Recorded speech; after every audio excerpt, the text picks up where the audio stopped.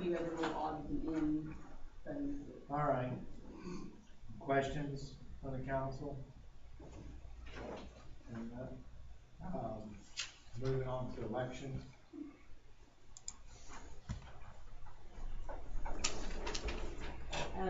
The budget that I had submitted, I kind of had to hardly go through it because I didn't have some of my figures from some invoices, how much was spent this year, so I can, kind of do some tweaking on it. I went back through and, So should replace this then? well, this is my version of Okay. that, so I'm gonna give one of these to Michelle and to you. And then I've got three other copies of if you guys want to share. Why don't you just tell them off these sheets, so they can keep these sheets. That'd be easier than them looking at other sheets.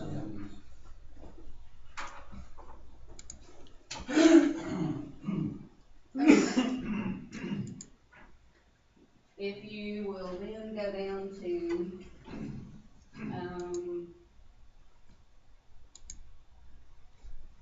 0171, the absent voter board for there in the office. I had put in 6,000, you could reduce that to 5,600.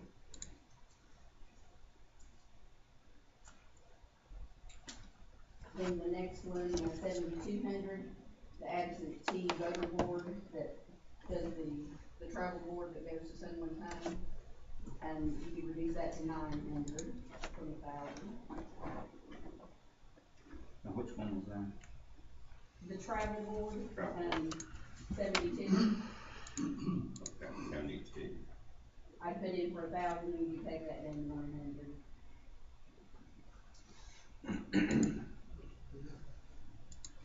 The next one is 02 and 01, miscellaneous office supplies. I put in for 3,000, and you could drop that down to 2,400.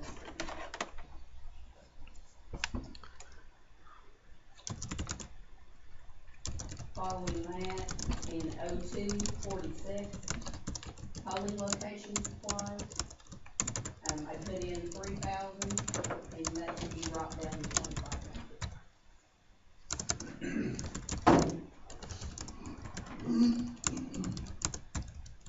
In 0247, the coding for the ballots, 8,000 was what was submitted, and you could drop that to 6,000.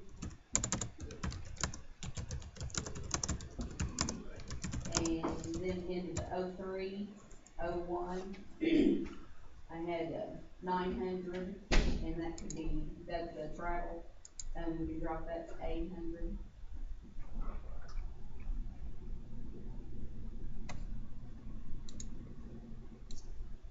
In 03, 02, travel, delivering ballots to polls, 250 was submitted, and that could be dropped to 100. As well as the next one in 03, 150 had been submitted, and we dropped that to 100.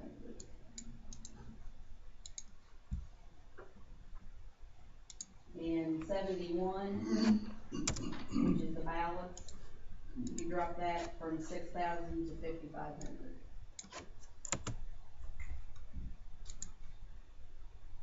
And then in 72, the legal notices, dropped that from 500 to 300.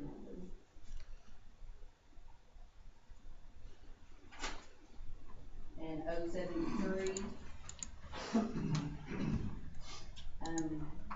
changed from 1,300 to 1,200 as election board meals.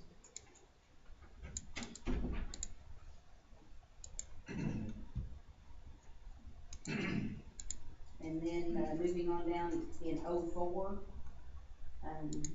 03, maintenance and services, we changed from 4,800 to 4,500. And that should bring your new total to 61,200. That took 5,000 off. What elections will we be dealing with? And the city election. So this is basically that city election fee. And which they are invoiced and will reimburse them.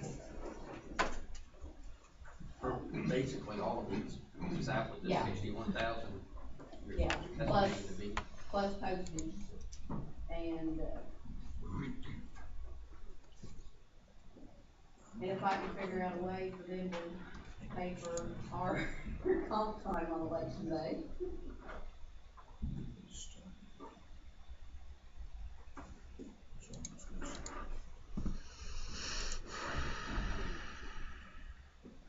Why can't you? You can stay board of council so they can say that that's part of their job. I mean, you can figure out an Well- hourly rate. It will depend on whether the commissioners designate that as a, holiday or not. Could you figure out the hourly rate or the salary? If they want for that? With the help of August.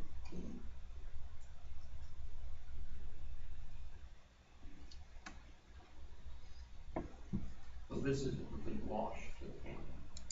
I mean, we're gonna spend the 61,000, but you're gonna build it all to the city. Pretty much.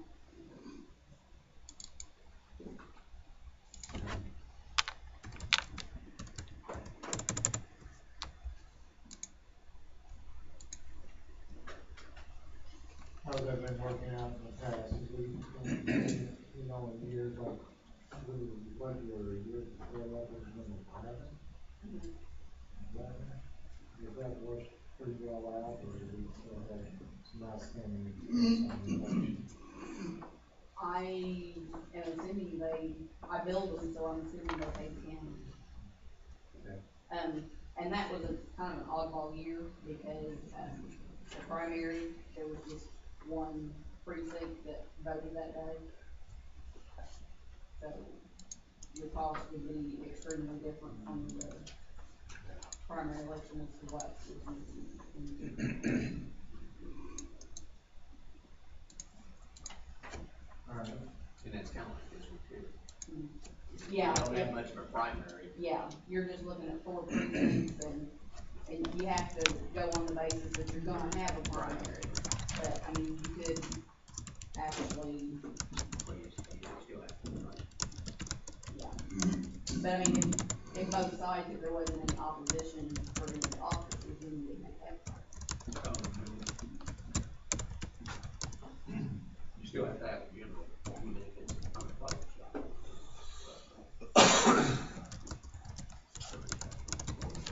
All right, any questions?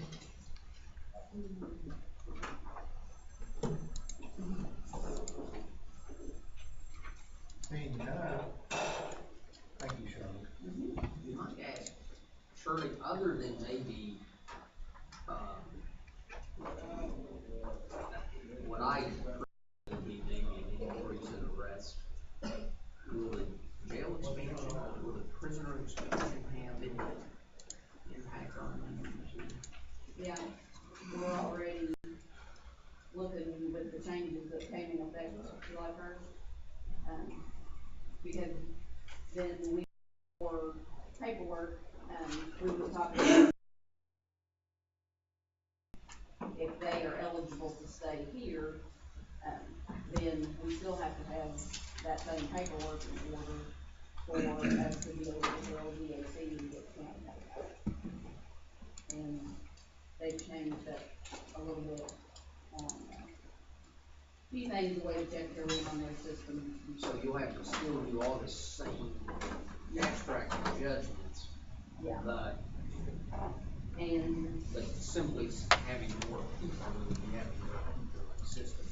That's yeah, where it's the gonna, comes in. yeah, it's gonna slow us up because, two of the others are already helping everyone with, keeping up with what has to go. Once we get from either court or from prosecutor or probation, then it's filter back to the state. And they are very particular on how they want things done. In fact, the girls, they went to a seminar last Monday, and was updated. And it's really, it's looking from what they had explained, that, some of these decisions on how the, time served and how some of that is going to be handled and falls back on the judge's shoulders. So the judge is gonna have to really kind of read things a little more closely and look at things as to how they're in accordance with what the state guidelines are and for us to be able to allocate those. And I think from what we're looking at, if they are, serving under a year's time, then they would stay in the county, but if it's something over that, then they automatically go on to the DOC. Yeah, yeah, unless the DOC wants to pay us. Yeah, it's gonna be the next year, a lot of. Now, was that all electronic? Pretty much. There's a few things that, we have to scan and then email to them, so that they get it. But, they pretty much, they went in the system on their program and complete it. And, the expunging, I don't know if that's one you are marked with, but the rest of that. Another time-consuming, yeah. I haven't seen a big explosion in our county about that. It's had its hits and misses, yeah. It was more so when it was first out. It kind of slowed down a little bit. Some firms really kind of push that. Another thing that not only will affect us, but both the courts, certain types of cases that require a transcript to be typed to the court of appeals, they have lessened the days that the, court reporters have those people. So, you know, when you're used to having, 60 days, 30 days, and they're dropping. 30, and you can always get an extension of about 30. And they're dropping it to 15. And we do well to get all the paperwork through that you can start on.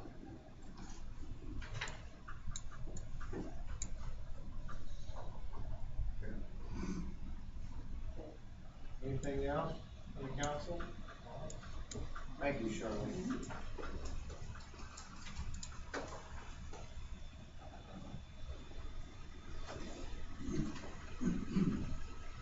See, Roman back here, we done got your schedule till 9:40, do you have are you just saying? I've got a family coming in anytime, I just come up to see if I can get in as early as I can. Is that very all Yeah, right? Ron? Sarah? Yes. Yeah. Let's see, what page do we need to go to? 17, 18, council?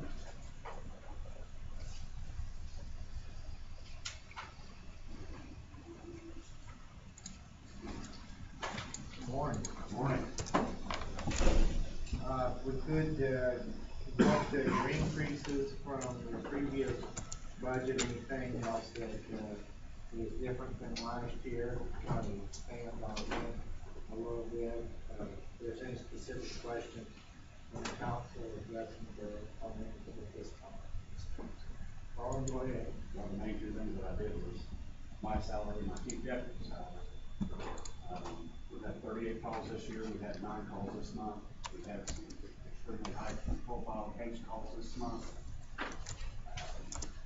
I tried to count up my hours last night, Steve's hours.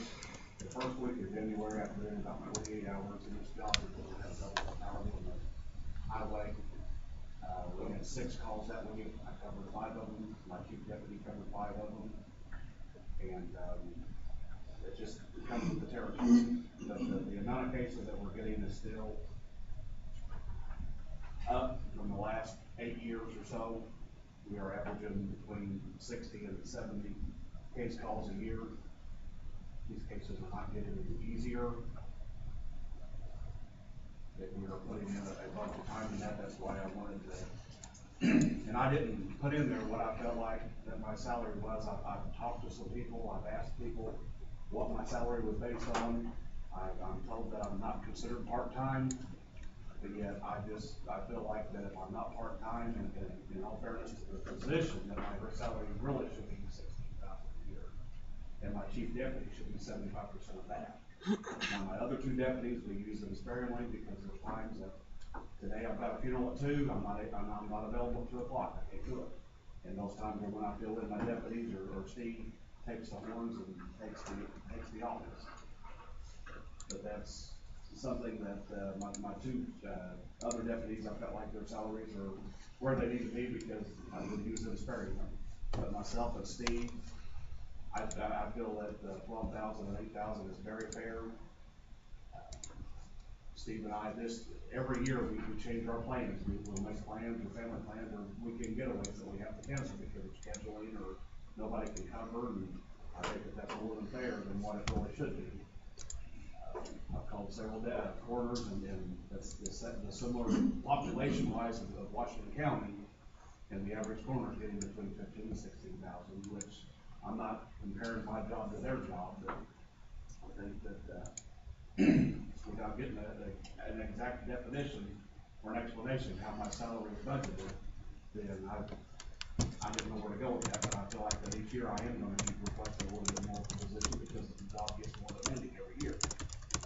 And if I'm gonna do it, I'm gonna do it right. And I'm not saying that the next 1.5 years is gonna do what I'm doing.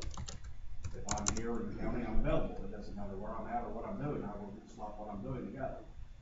And I can tell you this month that I've easily got over 100 hours in this month because we've had 9 calls, and I personally worked 7 of them, and Steve worked a couple of those with me, and then some others where he's worked 7 cases, and our deputies, they are mingled with the 9. It's been somewhat of a slow year until this month, but we might not have another call next month, and we might have 9 more calls. You just don't know. That's why I kind of scheduled what I did, and I think in all fairness, that's fair. And, I've asked the people about the definitions of part-time, full-time, half-time, whatever, and nobody can really give me an exact definition of my position and how my salary is based. And, it'd be kind of nice to have some enlightenment on that from the council or from somebody, because nobody, it's just kind of based upon the past. But in the late 90s, they were averaging 38 calls a year, and we've already hit that. Here we are in the middle of July.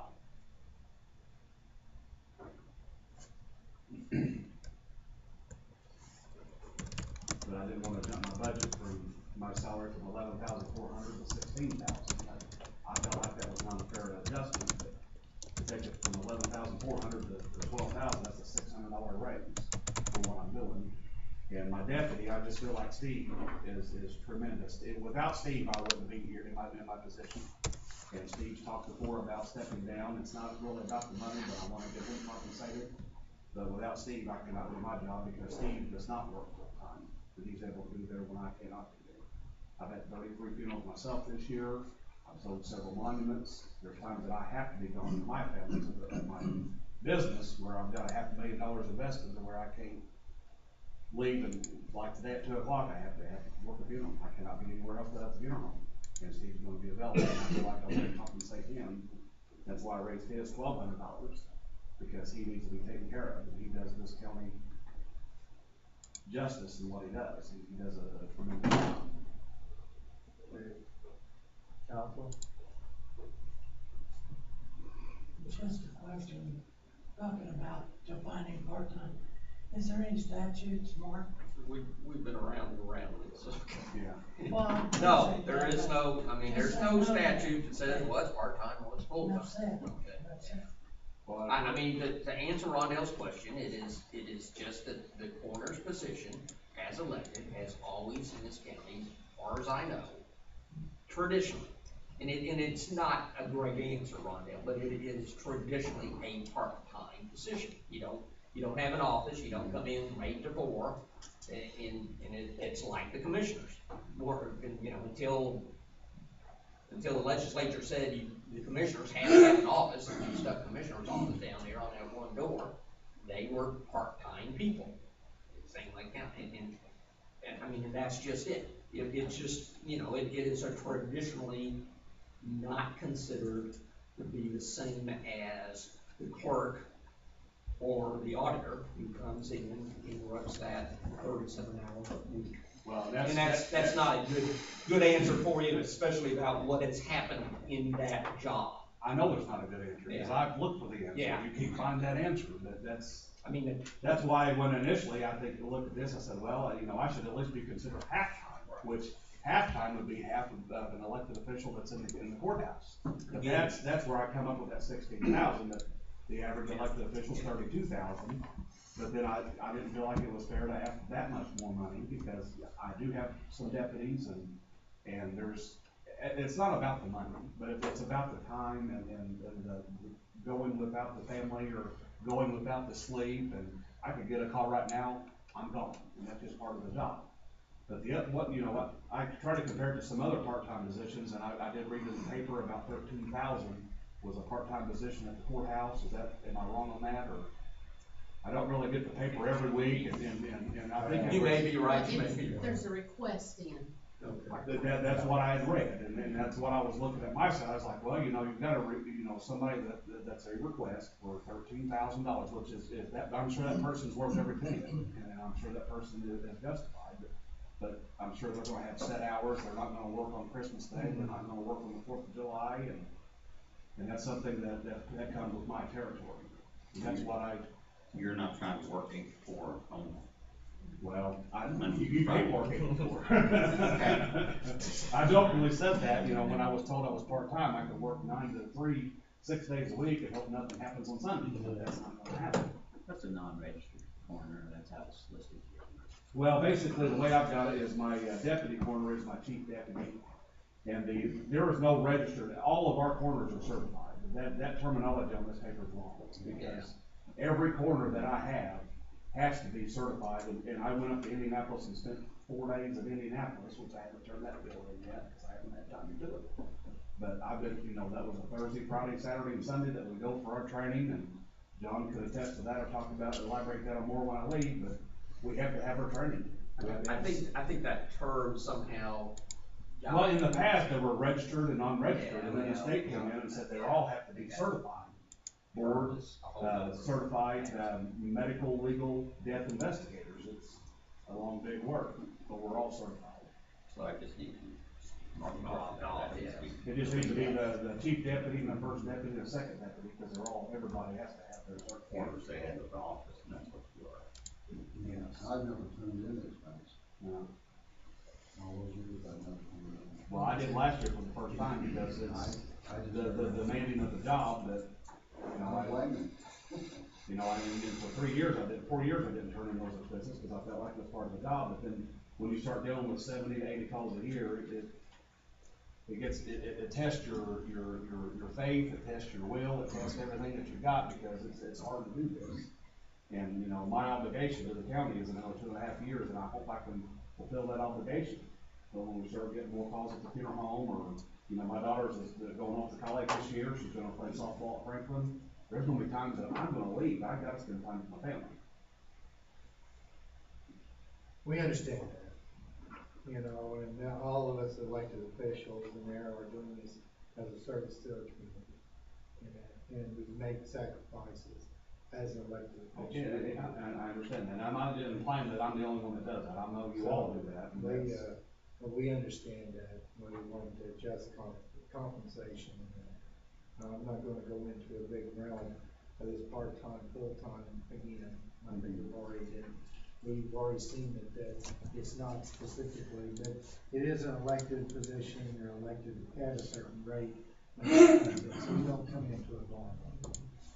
As you come into the job, you find out that there's other expectations in there, and it just depends on your diligence of how you wanna do the job. Right.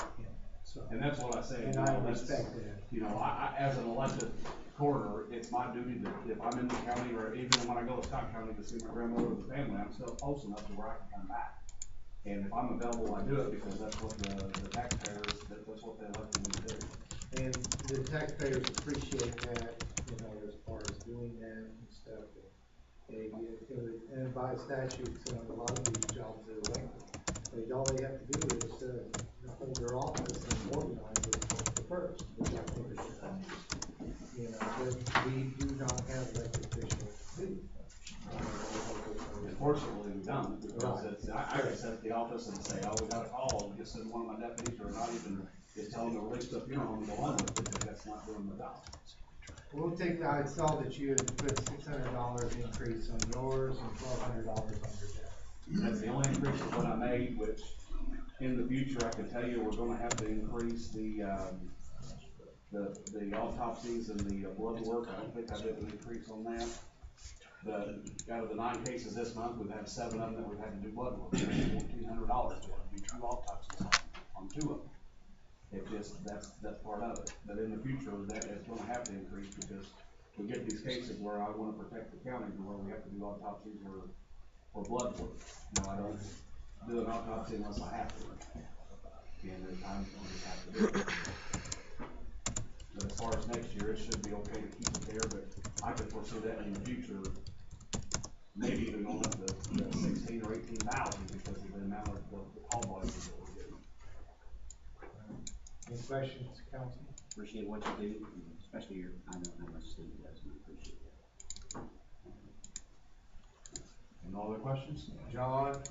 Yeah, I think Rhonda was probably the first coroner that's ever, got any donors, organ donor money for his office for the county, and he's to be commended on that he's going above and beyond the. And there's $10,000 in that budget, and I know this, next month, we're gonna get new tires in the vehicle, which is gonna be between $600 and $1,000, and I'm gonna use that money, but I don't really, at the end of the year, I take a little bit of that for my time to get above and beyond that we do, and I give some to Steve for, that's in the record what we do for that, but, there's a lot of work above and beyond on that we do, that we try to keep as much of that in there for my fund that we can. So, thank you.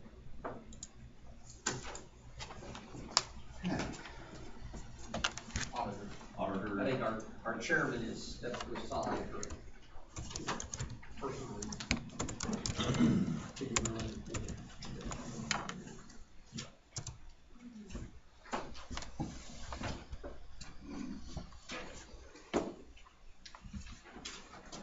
So mine's pretty cut and dry.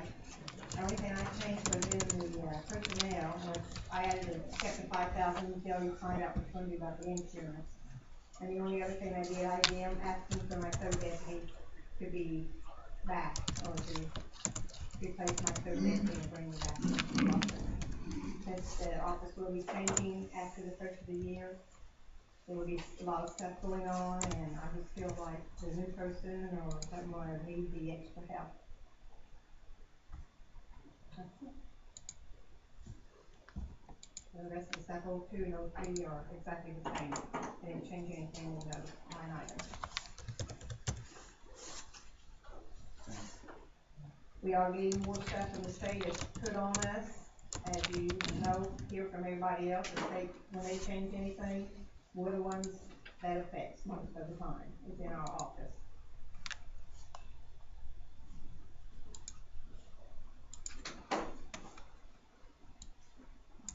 Right. Any other, no other changes other than just the, No. you noted? No, there's no other changes. I didn't put back in for, repair the old record book. I didn't put anything in that. Until maybe wait and see after the budget's all done and said, if I can put some back in that to repair the books, I can. If not, then that's fine also. That's been a problem. I recall over the years, just even those districts.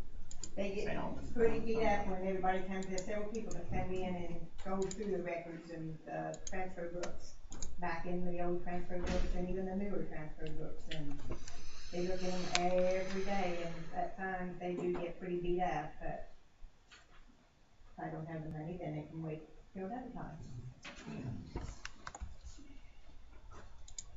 Do you see in the future that, this, physical binding of these books will stop, that it'll be all electronic? Yeah, we have stopped this year using the transfer books, recording in the transfer books.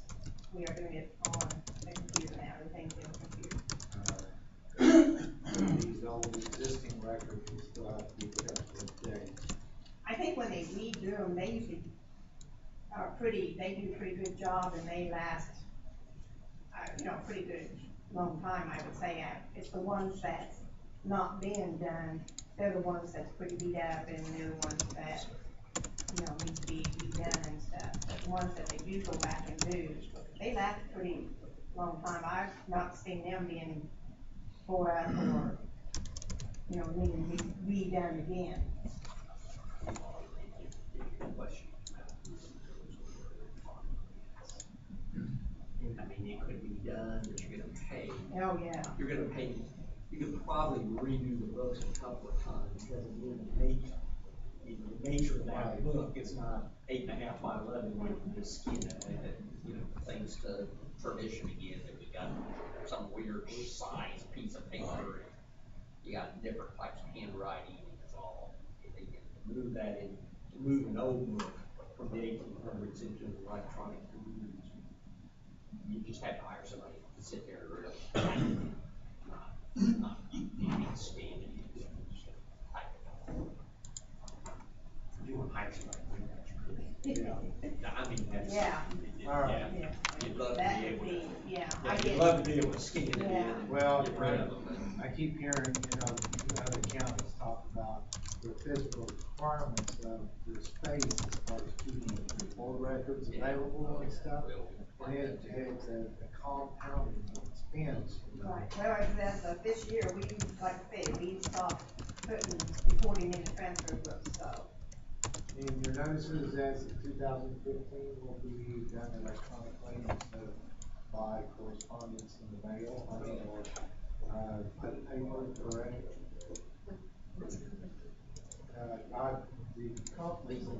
Your legal Oh, notices. legal notices, Yeah, yeah. That's what it Unless it says gets right changed. now. Right Yeah. now. That might Yeah. change. Okay. That'll probably change, but no. The auditor's position, what other position comes up for election? The auditor's position.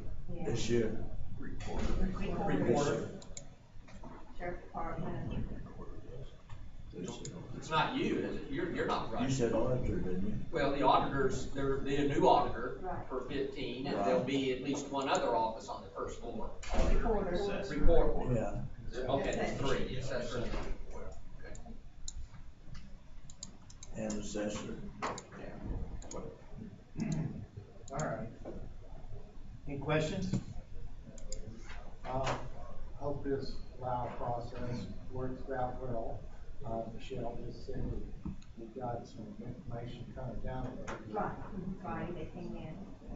We've left the information for them to maybe help us during another session. I think they're coming tomorrow. So, I hope to see some good things Yeah. out of that. Yeah, they do. All right. Okay. Thank you, Sarah. Uh-huh. Thank you for your service. I know you're retiring out this year. Yep. How many years for the county, sir? Over 25. I think 27, 28, something like that. Treasurer, Treasurer, Bob.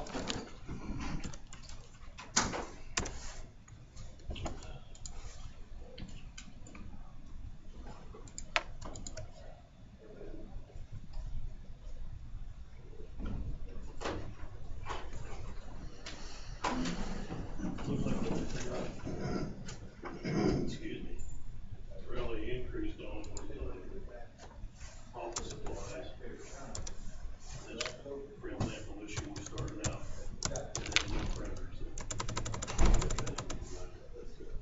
It seemed like we need more supplies. And all raised to $200, so. The other thing was travel, and it seemed like we're more seminars. SRI.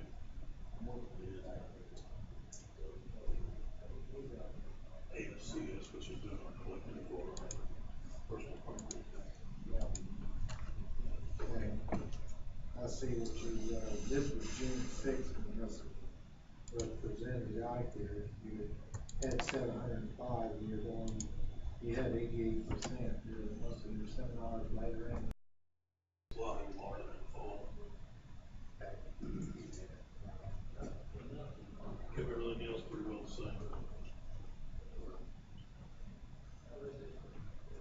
Surprisingly, on our tax statements, it seems like the fee keeps getting lower on that, so. I did get in contact with the other day, we've lost our e-billing because we didn't have enough people. So we won't be able to do the tax statement by the email.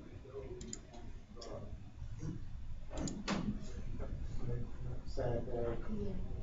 But I think maybe Loud might, Might change out a little bit. might, yeah, because we had that through SRI, and, we got a thing from Loud the other day, they just started doing that.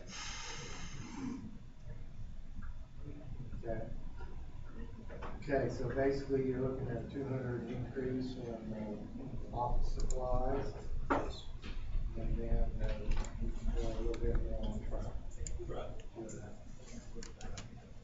Otherwise, everything's the same. It is, basically, most of the travel is back and forth from the courthouse to the banks. That's not gonna change. Not charging first step. Did you visit? See what he said? But I didn't think they would, I didn't ask for an increase this year, so for a year now. Been kind of view on that. Well, that's kind of just up, you can put it in there as part of the candy dish, but we, ultimately at the end of the session is when we make the decision on what we can do. All right. Any questions for the council?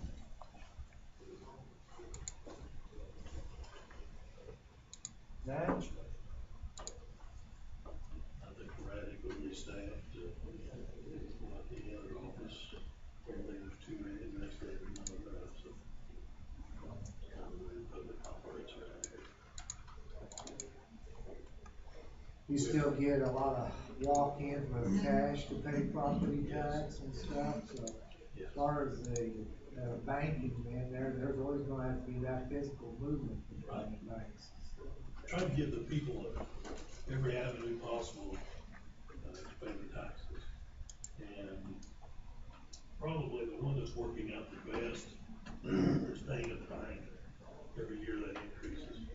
Okay, When we started out, they could only pay their sales or downtown Marvin, and now that's expanded to all their Jefferson branches, so that's it also. We don't have, we still have lines, but we don't have as long lines. What's, I mean, why is that the only bank? Basically, Is that the only one that responded? because of the way we handle it, that's the easiest way to do it. They deposit it right straight into our account and they. So you got the account there? Yes. Okay. Yes. That's worked out real well. It always bothered me those long lines out to the square. But in terms of do something about it, so far it's worked out. People tend to forget they can still put it in leave too.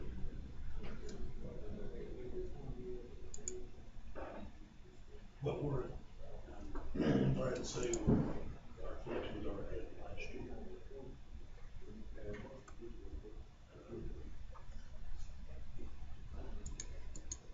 About a month ago, we were about 600,000 in.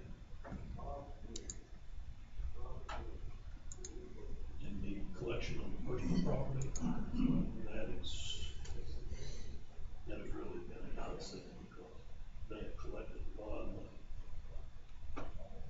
are we doing a service out that works with this collections, those delinquent, collections?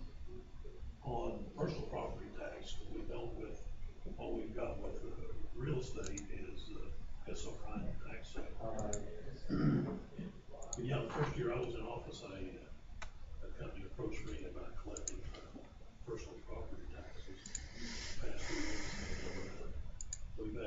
cents, they really collect it. They really do, it don't cost us anything. I've heard some things in there, and maybe I don't know what particular, Tippecanoe County, they had hard services out there and groom the system as far as collecting undertaxed or some type of process, but it was costing about $400 an account. And we were a firm out of North Carolina was coming out and, was doing this service to the county. It was costing about $400 per account. But they were collecting less than so this service was actually making money off of it other than marketing collection. So I didn't know if you had heard of anything like that. I heard that from a commissioner from Tippecanoe County. Said that they had hit several Indiana counties, and they're from North Carolina, so you might be aware of that. It's a little bit of a scam. It sounds like it. Okay. This group that we've got, their fees are paid by the delinquent taxpayer. Okay. I'm still not pleased with the credit card business. I don't know what we're still using it, there's still a lot of people using it. Seems like I get the lowest one and we go with it, then right after that, people call me, they offer me a lower fee. But it still doesn't cost the county, it costs whoever uses the card. Any other questions for Bob? Todd? That's it, thank you.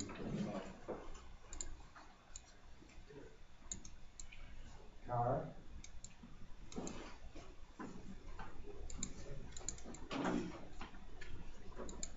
No, I was, in discussion, I had a meeting with several commissioners, different things that roll around with the property tax, trying to get back, but it's not as good as what they say. Alright, basically in the budget, increases, is what we're looking for, something that's different. Nothing at all. Okay, how are we getting along with, scanning or transferring those, records electronically? How far along do you have? I'd say we're just doing them in stages, like we're doing deeds and then we'll get into mortgages and then we'll move miscellaneous. I would say the deeds, we're getting pretty close. But we have worked on the mortgages some, but, we're pretty close on the deeds, so just finish a lot of them.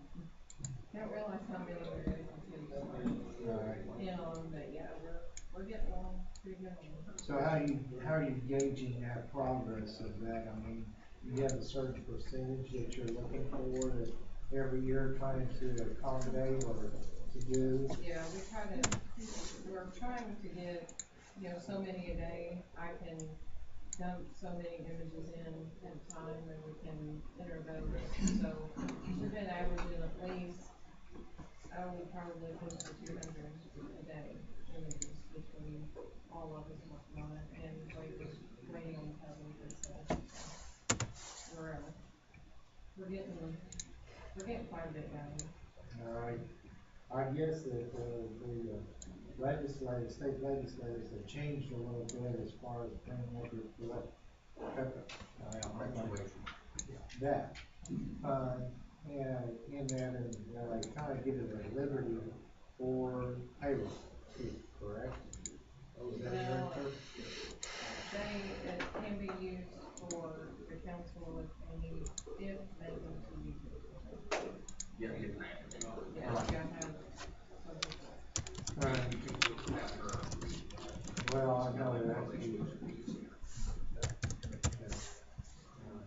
The other thing we probably need to, I know I had approached, I think Randall and you both about, there is a fund that comes through our office for the elected officials training fund, and that's something we need to get set up and have to where every office can use out of that to go to meetings, and it's only supposed to be used for that.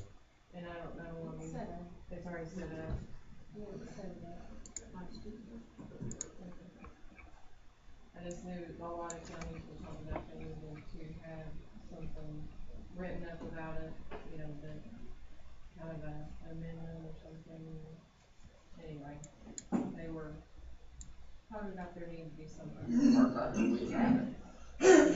There's always some question about, you know, I'm looking at Sarah, the auditor's state called budget, or state called meeting, you can't pay out of Right. the education fund, you gotta pay it out of the general fund, Right. according to this state budget agency. The state called me. State, which is kind of, wait a minute, you know, I mean, a taxpayer would look at it and say, well, you got this education fund, and that's education, but no, the state said it's two different things, but, I mean, as far as we know, if there's a expense that can qualify under that fund, unless the state auditors are saying we haven't, like you say, we need an additional payment or something. I'm like Michelle, I think that's set up, if claims can go through. So,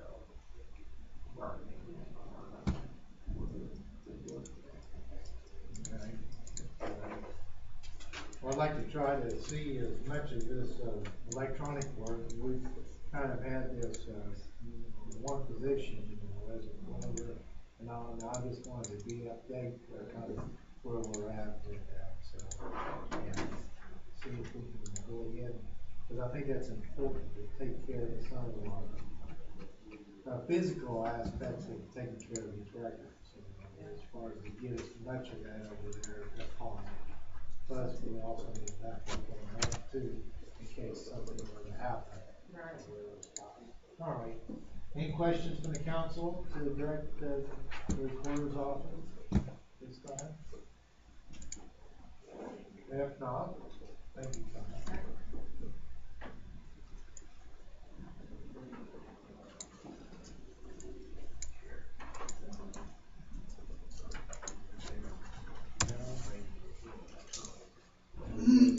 Surveyor. Jeff, we're a little bit ahead if you're ready.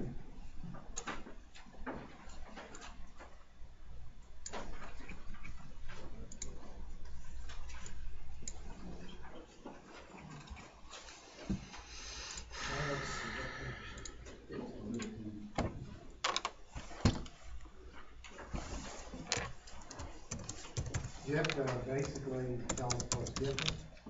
Not really much of anything is different.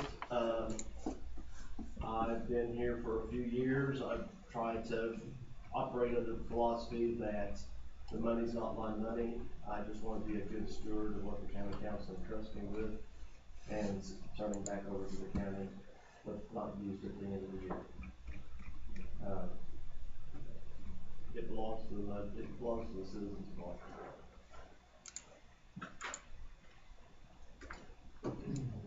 I see that, we're basically, Minor increases in a few of the line items, but, everything's. got 1,500 an increase in the deputies, correct? Yes, it did. And 2,000 on the surveyor. Correct. Okay. We're gonna take all those salary increases at the end. I understand. As your budget was in request. And, I didn't see anything else that really. Yeah, office equipment from zero to 2,000. Not particular, but this being July of the year, and I don't know what our equipment situation's gonna run through into the year 2015. Sometimes those things start breaking down or wearing out. Yeah. Little copy. Well, that great big. Well, the great big one, that's what I remember. And the little copier is, yeah. Yeah, that's an old. That's a very old copier, yeah.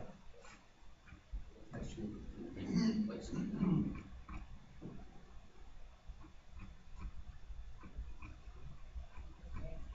Whenever you look at equipment like that big, you have particular, well, part of the amount of suppliers you have. Yes, it is kind of limited to the number of suppliers for equipment like that.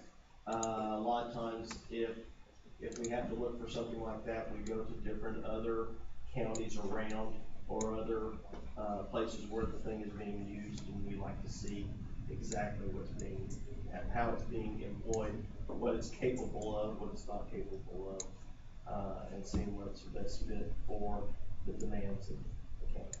Alright, I guess the FSA office, some of the technical team, will probably use a copy of that size of the USB data office. I don't know. Just curious. Alright, questions from the council? We directed? Here? If the council's just got a couple more minutes, I would suggest everybody stand up. Hey, after I had those blood clots 5 years ago, you guys don't need to be sitting here all day long. Stretch your legs. Don't fuss at anybody. Might have problems later on. Somebody's gonna not be able to get it. Yeah.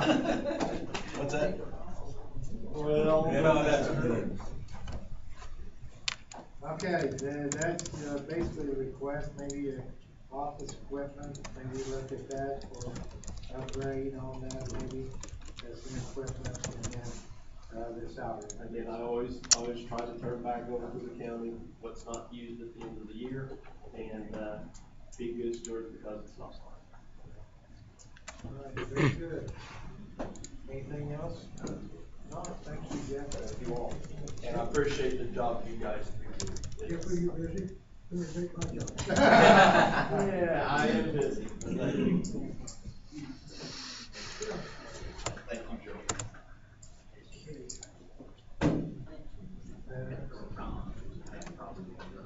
Okay. Veteran. Alright, well, basically, we have, veterans, I don't see reassessment here yet, so we wanna go ahead and take a break. Is there any discussion you wanna do at this particular time? The only thing that I would, we've got some big issues that's dealing with insurance, as we've been, talking through. And then we've got some, issues as, salaries. And we'll probably have to use them in conjunction, to figure out what we're gonna do. Some, council members, sit in the audience as far as getting information, or the county commissioners are getting information as far as with the insurance. And there's several different options and several different companies where we haven't had so many bidders, to speak of bidding on our insurance. We've got some activity there, and there are some different options. So we look at these, what we do with the employees is, or maybe pay increases, or what kind of insurance packages are. The worst thing of it, a lot of our budgets have got pay increases already posted in there, so, in their budgets. I think that we're gonna have to look at it at the end in there to absorb what we can do as a final figure that we can, as we come to balance the budget, or try to balance the budget. And with that, it's gonna be what we do with insurance this year. So, with that remark, we'll have a break, and we'll come back to everybody.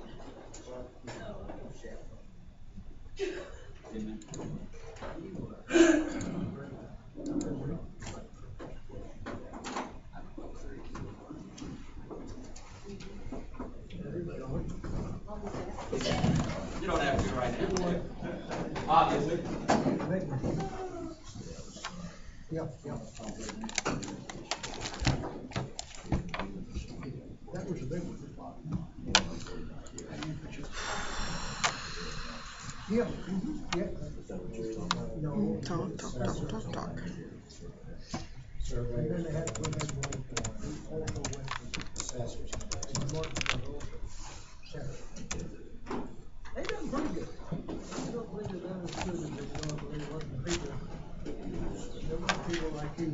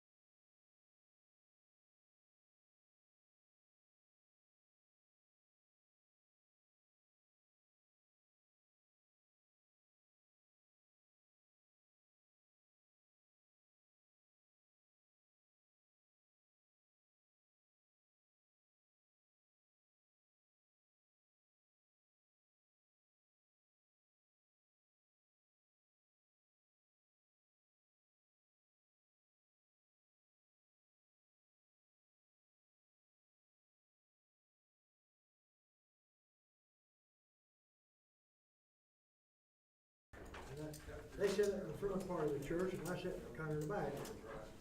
Her little great granddaughter's looking around, she's looking around, she seen Grandpa. She said, you know what I done? I did it back. Right in church, I said,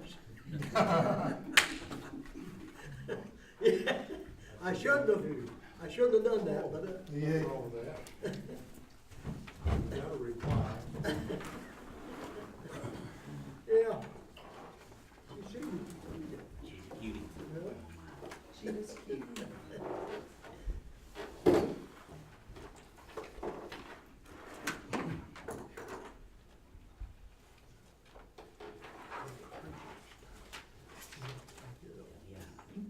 got veterans.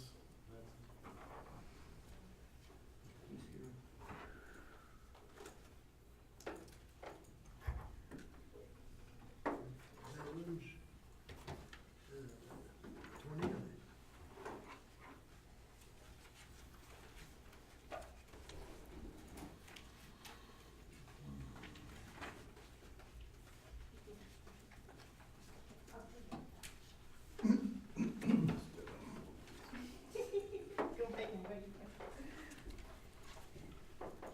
Might as well come on up here, you're next on the list. I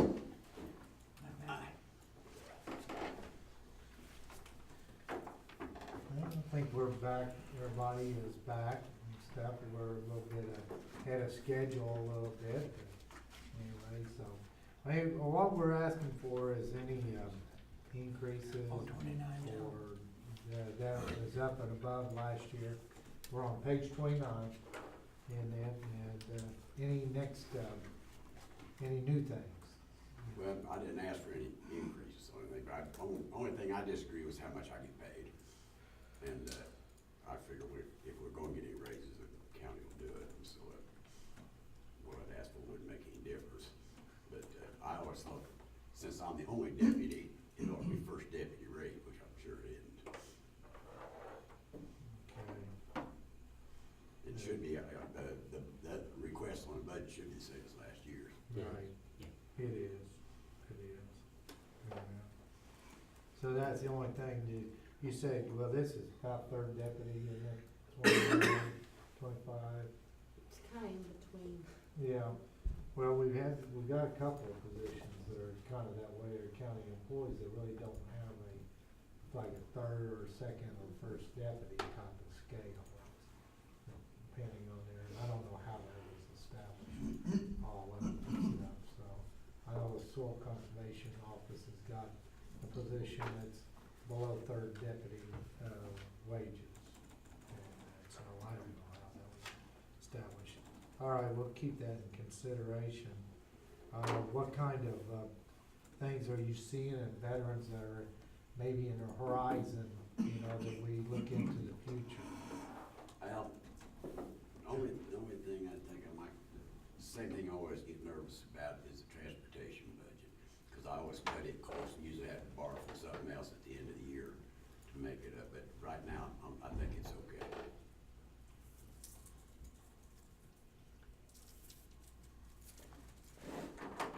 Right, we've been looking at different things, of course, with the transportation and moving around. One thing that comes up with different employees, and I just made some notes, and maybe I did that from a previous, is comp time. You know, how are you handling it? Well, I just don't use it, and I've got so much, vacation and sick days and already got comp time, and I'm wanting to get that knocked down. The only way I can take off is if I just take a couple hours at lunchtime or leave earlier or come in later, something like that. But, So your clientele are needing more services, correct? You know? well, it's, as far as transportation, I have to go a lot of times because I've got two other drivers. Well, I've got another one who goes sometimes, but we're going to 3 different places. They have their appointments in New Albany, Scottsburg, and Louisville, and if you go to 3 different places at the same time, it takes more than one person to take them. Otherwise, we just use the AV van, they all just ride together and come back together. Okay. that DAV, that is a service, that is no cost to us, is it, or? No, initially when we paid $16,000 when we bought it, but it paid itself back well, in the past couple of years. Okay. On what we saved on, personal motor vehicles. All right. And what's the age of that van right now? I don't know, what is Michelle, about 3 years old? 3. It's, Okay. it's in real good shape. It's All right. got, Okay. Any questions?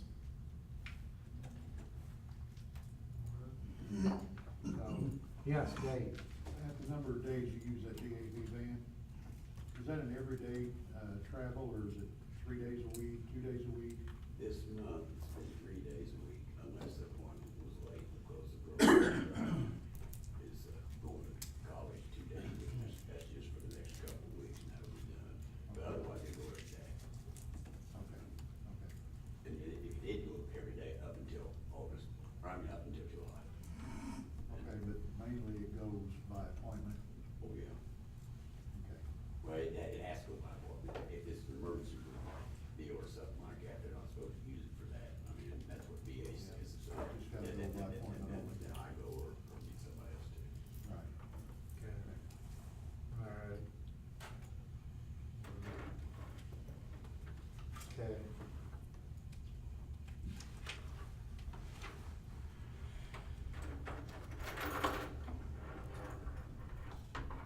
Okay, that's all I have. Is there anybody else from the council? Yeah, John? Yeah, Marion Wallace, the DA guy down in Harrison County. I was in his office a few years ago, and he was wanting to know if we had one of those vans, and he was telling us how advantageous it was trying to have it. And down there, I think he said the gas, insurance, and everything is supplied by the VA office, is that right, Pat? So that's been a big help to the county since we got that implemented. So he is to be commended to get that van headed for us in Washington County. I knew that, was real cost savings for Yeah. us whenever that happened. Okay. Did you have something at the end? Okay. Is there, one other question? Yes. Pat, is there a way to, I know we asked for additional drivers. Have we asked for additional drivers to cover you to where you're in your office? Is there any volunteers out there? Well, I got one more, the guy used to drive, but he doesn't anymore, but he'll drive his own personal car. That's how come I didn't have to take somebody this morning, because I couldn't even do it. So I've got one more. But it's hard to get somebody who can drive the AV van, and, which is not necessary if you could, I mean, except on Tuesday and Thursday this month, of course, she'll drive every day. Other than that, but, VA makes you jump through so many hoops to be eligible to drive. That's why Harold had to quit driving. He had some physical, medical problems. He drives his own car now, he can get away with that, but he can't drive the AV van.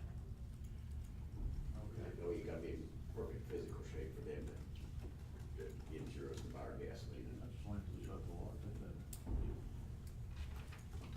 Usually whenever you go down for an appointment, they're there for all day, or they're half a day, or?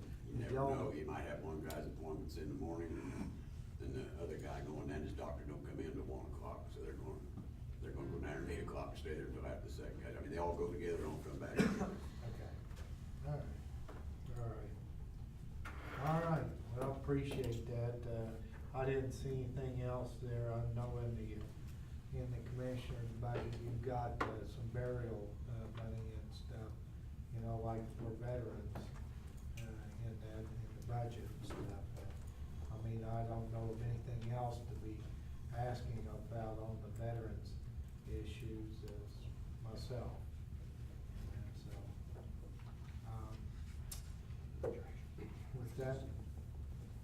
with that, thank you very much. Thanks, Pat. Okay. Thank you.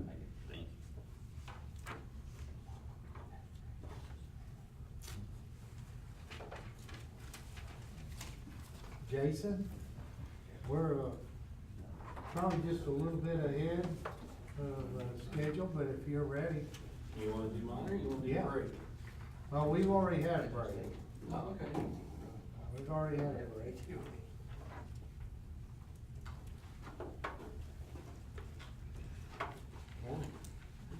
Morning.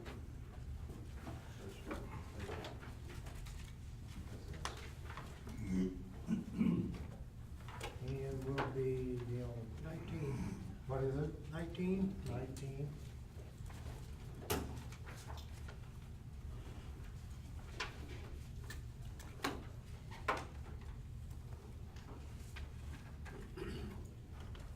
Let's, work with the assessor's budget first, and then we'll go to reassessment. Okay? Okay. Well, we're just asking if there's any increases, decreases, or any changes from previous budget. Now, one question I did have, when you're talking previous budget, are we looking at the 14 appropriate or the 14 amended? Well, I'll put it this way, with the payroll, if you're looking for, Cause a lot of it's gonna be payroll related, which is all Yeah. under amended. yeah, and we're gonna be addressing the payroll toward the end Okay. as a lump, cause we got to see, we got an insurance issue and payroll that we're gonna be working on. Okay. Well, on the assessor's budget in general, there's just a few increases. Payroll, I worked from the amended. I didn't request any kind of a raise or anything for myself. I always request 2% for my employees, which usually equates to somewhere around $500. Little increase in office supplies, cyclical reassessment has started by statute, started July 1st. So we're gonna have some increased supply costs there. And then we did have a slight increase with travel dues and schooling.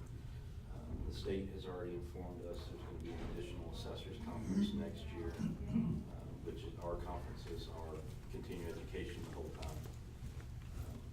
So that's why you're seeing increases on schooling, travel, and dues. Our dues are actually based on salary. So I had to assume that we were working from amended. There may not actually be an increase on dues next year. I don't know, that's gonna depend on how you all do that. But that was it, under the assessor budget, there's not very many line items on that budget.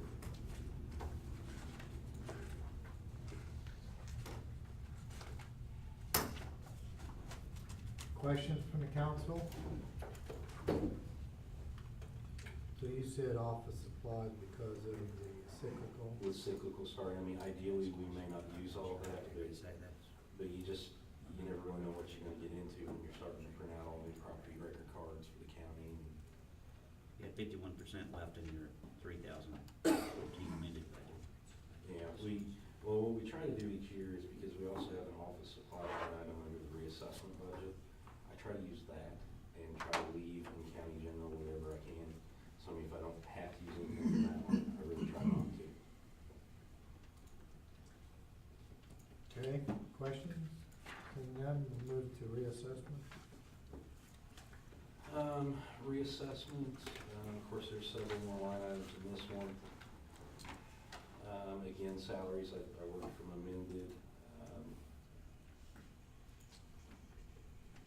Looking down through here. Health insurance, I was told by the auditor to go ahead and assume to zero that out, so you've got a drop there, which that would be different depending on if you need to pull the money away from the salaries to put back in that line item or not. Per FICA longevity, I just used the percentages that Jess gave me to work with in the auditor's office.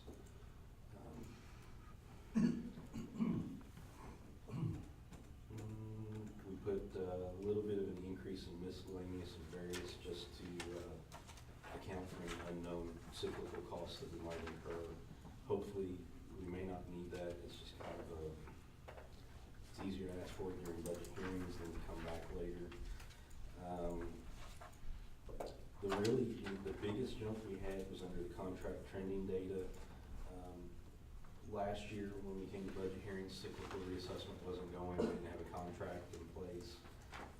Commissioner signed that contract earlier this year, and now we're gonna incur a little extra cost due to cyclical next year. But that's really what the big increase was. We had a little bit of increase in mileage, again, based on cyclical. We're gonna have to be outgoing to every, 25% of all the properties next year. Your reassessment software, I Uh-huh. mean, that's a, ongoing, expense of about that much then? This would be this budget is for the second year out of 3 years that we have to pay for that software. That's the, new software that we purchased back in October, and we had a payment due earlier this year, and I had to come and ask for an additional appropriation. That's why there was a jump from the appropriated to the amended.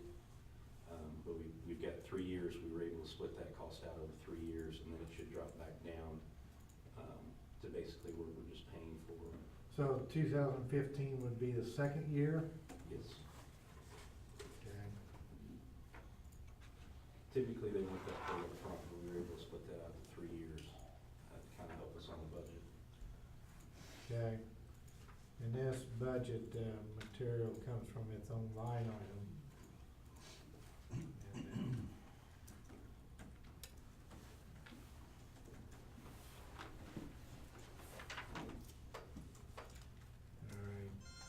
The, from what you appropriated budget in 2014 to what was amended budget, we've got from 361 to 291.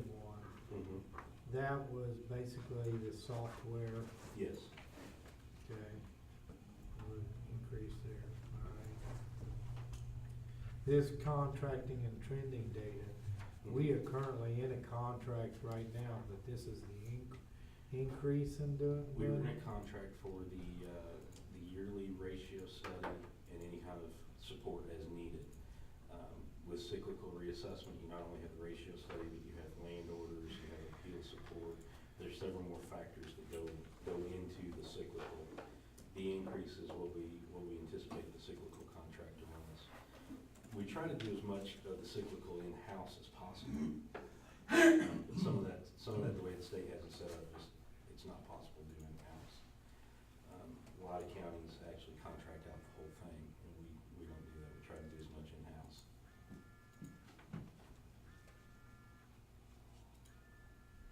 Okay.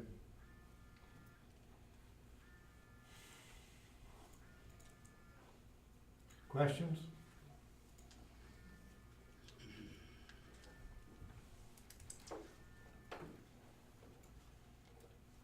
Well, on reassessment, you basically have got 3.5 people.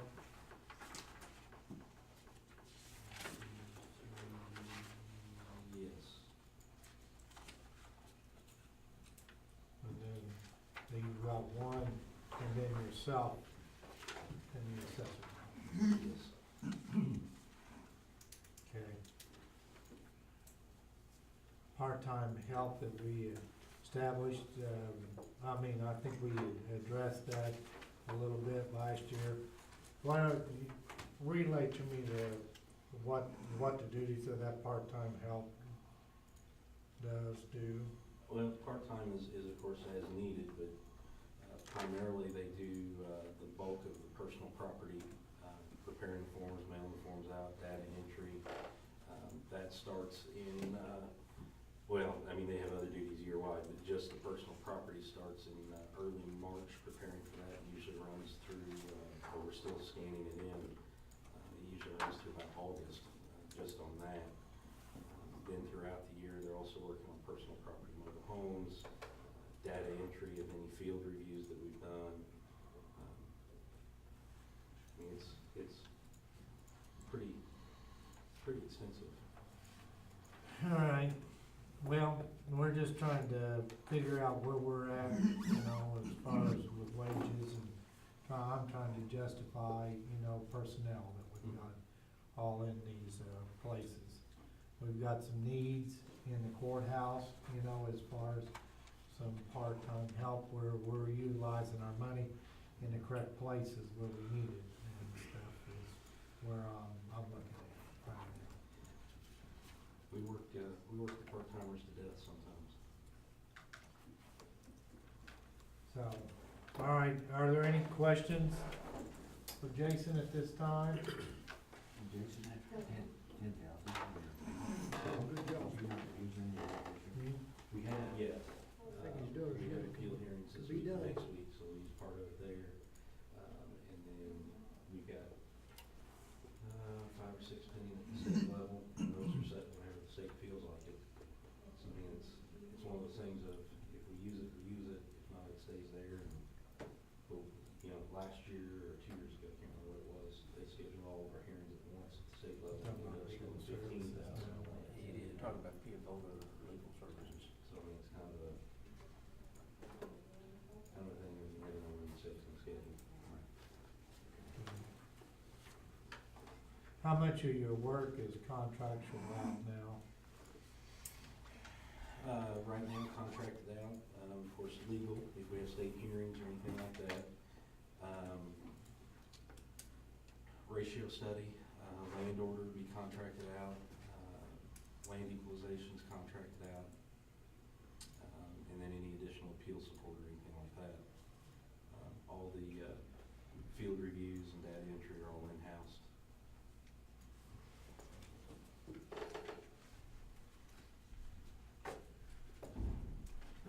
I know there's quite a controversy going on right now with DLGF taking in the soil productivity index. And I don't know, I saw some figures, you know, of what the impacts of that would do, which are still contested and, you know, put off for another year. Those soil productive indexes are not gonna put any, will that be kind of a line item that you can add into your software that you've got now To have those apply? Yes, Literally, all we do is go in and update the tables. I mean, there's nothing to do on that. so you've got tables on certain soil productivities. You'll take all we do is take the existing, and when the state issues the new, literally just go in there and update. Have you Put the new seen, in. have you seen those tables yet? Have they reestablished different indexes, you know, or categories? There were, for our county, I believe there were less than a handful of new ones. Okay, I think there were 2 or 3 that were eliminated. okay. There wasn't a huge change. There was a change number-wise, productivity-wise, but actual classification-wise, there wasn't a huge change for our county. Alright, alright. The figures I saw was a 1.28 index Mhm. and with the current Olympic average in there, in 4 years, it's gonna have, if it was applied, it's gonna have a dramatic impact as far as total, taxes, bare ground.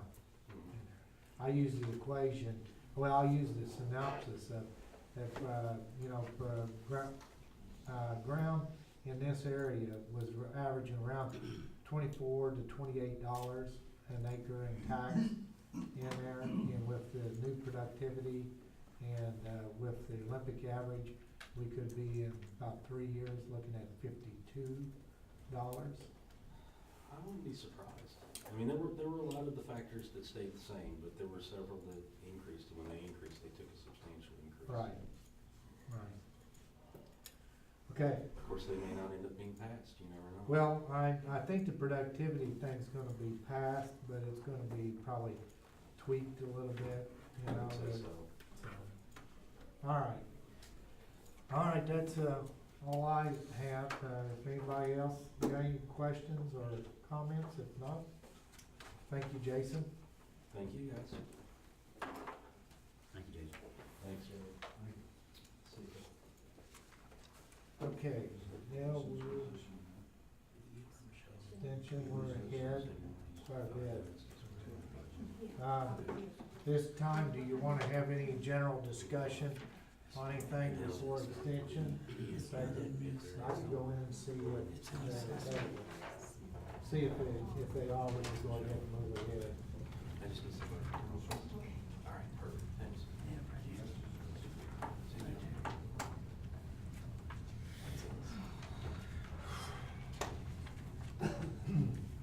I was just in a meeting, that, brought the Olympic average, of course, how property taxes, especially how they establish those figures.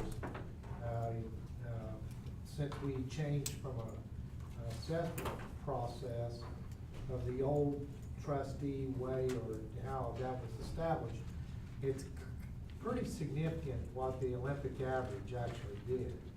In fact, there's gonna be a scenario right now with lower prices coming in for commodities, that they'll be actually paying a higher property tax with the lower price for about 3 years till that all adjusts out.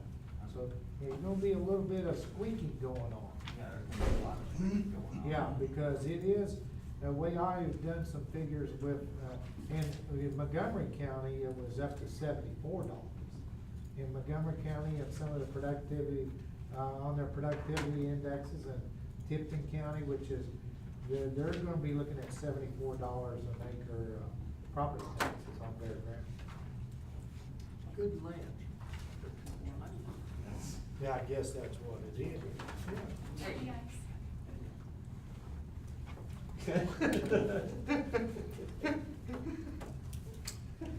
That's why you complicate this. Oh, yeah. I know where you're coming from too. Okay, page 27 in your books. Hi, Danielle. I'm just fine. I'm back from vacation. I forgot my blood pressure medicine, but I took 2. I had them bring it to me, and so I took 2 just. Have they kicked in yet? That's Yeah. it. Basically, what we've been asking in there is, any significant, what your increases, and what your new line items maybe, and maybe some things in the horizon that we need to be looking at. Okay. Well, the first and probably the biggest change that we're requesting is where we have the summer assistant / work study. And it's $4,000, but when we go through the work study program, which is now called EARN, and I don't know what the letters EARN stand for, we have to submit the hours that the summer assistant has worked to them, and then they reimburse the county for half of what the summer assistant earned. And so we put in that we want $4,000 to cover the summer assistant, and then the county gets back $2,000. The way that this program has changed significantly limited our number of available students, college age students who qualify. Used to, if you were what they called like a 21st century scholar, or you got you were qualified for certain scholarships, you could participate. This year we had, I would say, 5 students that were interested, and only 1 of them qualified for the EARN program. And we actually begged and pleaded to get someone. And so I'm concerned that in the future, if we limit our opportunities only to the work study program, that we may not have anyone who qualifies. So I guess what I'm asking is for us to maybe have that $4,000 for the summer program, and if the best person, or we have applicants, then we'll put it through the EARN thing. We barely had an assistant this year to do that. So that's something that we're asking. We understand the answers. Okay. Was your applicant a person from Washington County? Yes. And that works. I mean, we don't pay a lot.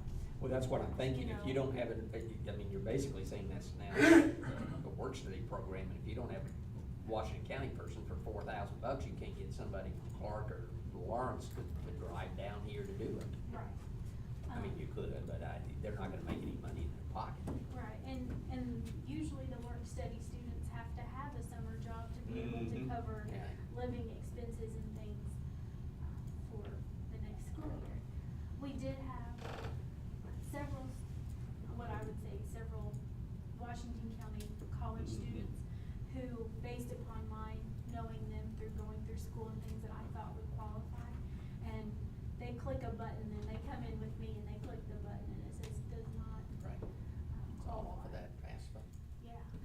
So I was shocked, and this was my first time going through that, so I'm just concerned that we may not have anybody next year or in the future.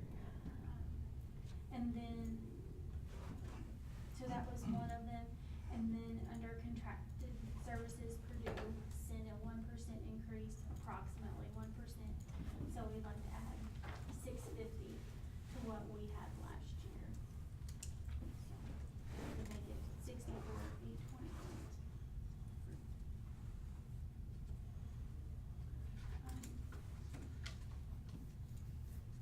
Okay, Yeah, and then we asked for more in travel, just because we had an increase in our travel rate, and we're still traveling the same if not more.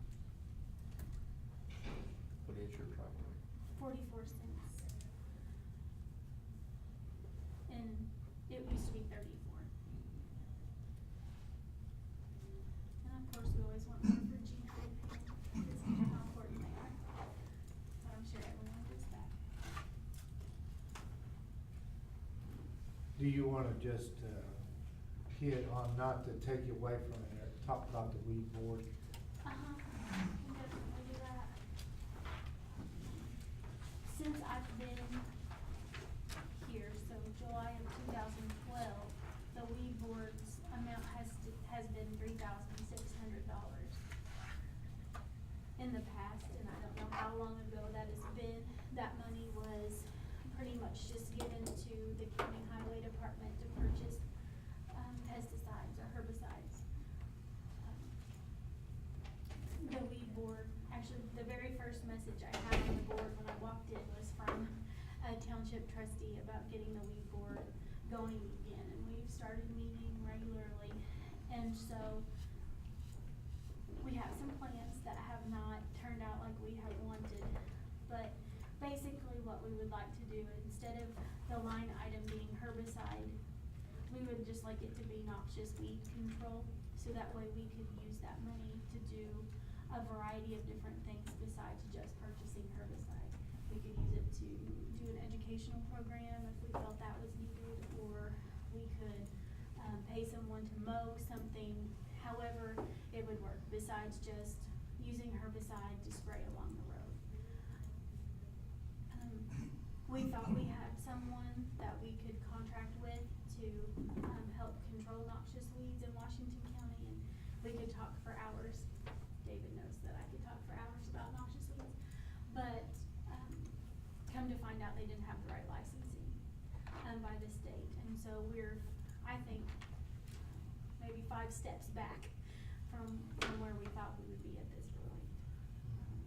So, my only suggestion is just to change that so we can have a little bit more room to do different things besides just purchase herbicide. Oh, flexibility. More flexibility. And if we need to purchase herbicide, that's definitely something that we can do. Commissioners, do you have anything you wanna relay on that with the? As of right now, though, the county highway department still takes care of the weed control, they're using this? No, as of They're not today, using no, it. they're, the weed board took, I would say maybe took control of that money again. And they were just going to use their normal pesticide budget to take care of noxious weed. Like I said, we thought we were moving in the right direction and have had a setback. You know, one thing in the conversation that I've been discussing with this is that I think there needs to be a conjunction with the highway department of identifying these different areas. $3,600 is not gonna go very far, but we've got some noxious weeds out there that are not just Johnson grass, or, you know, we got Canadian thistles, but we've got some other things that are on the highlight of being possible problems within the county too. Bird cucumber, kudzu, those things are up on those, parameters. Kudzu, do we have it? Yes, we do. Where's it at? Fredericksburg area? Yeah, a lot of that bottom area in Fredericksburg is really good habitat for kudzu. And so, and it's something that can take over and that, so. I stress that there's a lot of people out there, even in the ag community, that do not understand what some of these noxious weeds and what they can do. Plus, we've got, working with the gardeners and their discussion with them, is that a lot of times they think some of these weeds are very ornamental too. And so, you know, there's some education that needs to be, and the extension does do some education. But I think we need some more targeted, pinpoint education processes, plus for a more specific identification of problem areas on the weeds.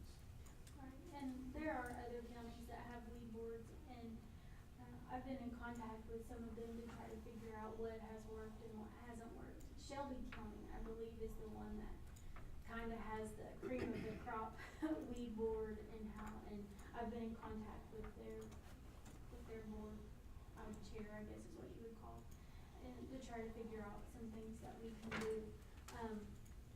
Made other contacts with the invasive and noxious weed people with DNR and told them some of the things that our weed board had talked about, and they thought we were on the right path. But then, so it was probably something that the weed board needs to get some more definite details and get some things worked out and then share with the commissioners. And I think that highway department's got a representative on the board too. Yeah, Jason Claude-Felter, he's a foreman and he is a Purdue grad, so of course I really like working with him, and he has a degree in horticulture and Right. And he's Byron Fagg's son-in-law, so he understands. Strike two? Sorry, Jason. I'm just kidding. No, I'm just and kidding. he's wonderful to work with, and he understands a lot about the herbicides, and he also understands what Kelly Highway has, and he's tried to talk to some of the other foremen about, you know, identification and how we can go about controlling it, and he's really open to communication with farmers and other property owners, and, you know, if I call and say I'm in my farm's in Franklin Township and I'm gonna spray this week, then, you know, the foreman, who would be Jason for Franklin Township, would, you know, try to get out there and do the same, so maybe coordinate some of the efforts a little bit more, so that way we're not months apart in our control efforts. But And there's a soil lot and of. water conservation is working well with that too. Right. They're getting a little better with it. They're better. Yes, because I identified, again, some of the discussion was that a lot of the waterways, but they have noxious weeds, CRPs, you're only limited, that you can mow. What is it, March 1st, you gotta quit? Yeah, And then you start in August 1st. Well, that's a perfect bloom for a Canadian thistle, you know. Why that? Well, 'cause of birds nesting in those CRP waterways. But, well, we have talked with Tracy and Ruth. Tracy Soliday is the Farm Service Agency, county director, I'm not exactly sure her exact title. She works with CRP, and then Ruth Hackman is our district conservationist, and she also works with CRP, and the state law says you have to control noxious weeds. And so if they're properly in their programs and they're noxious weeds, then something has to be done. But The timely. state law says you gotta provide Yeah. nesting areas for a certain type of bird, or a tree for a bat, or, so which law outrules the other law? Right. It's just complicated, so much more complicated than I realized when I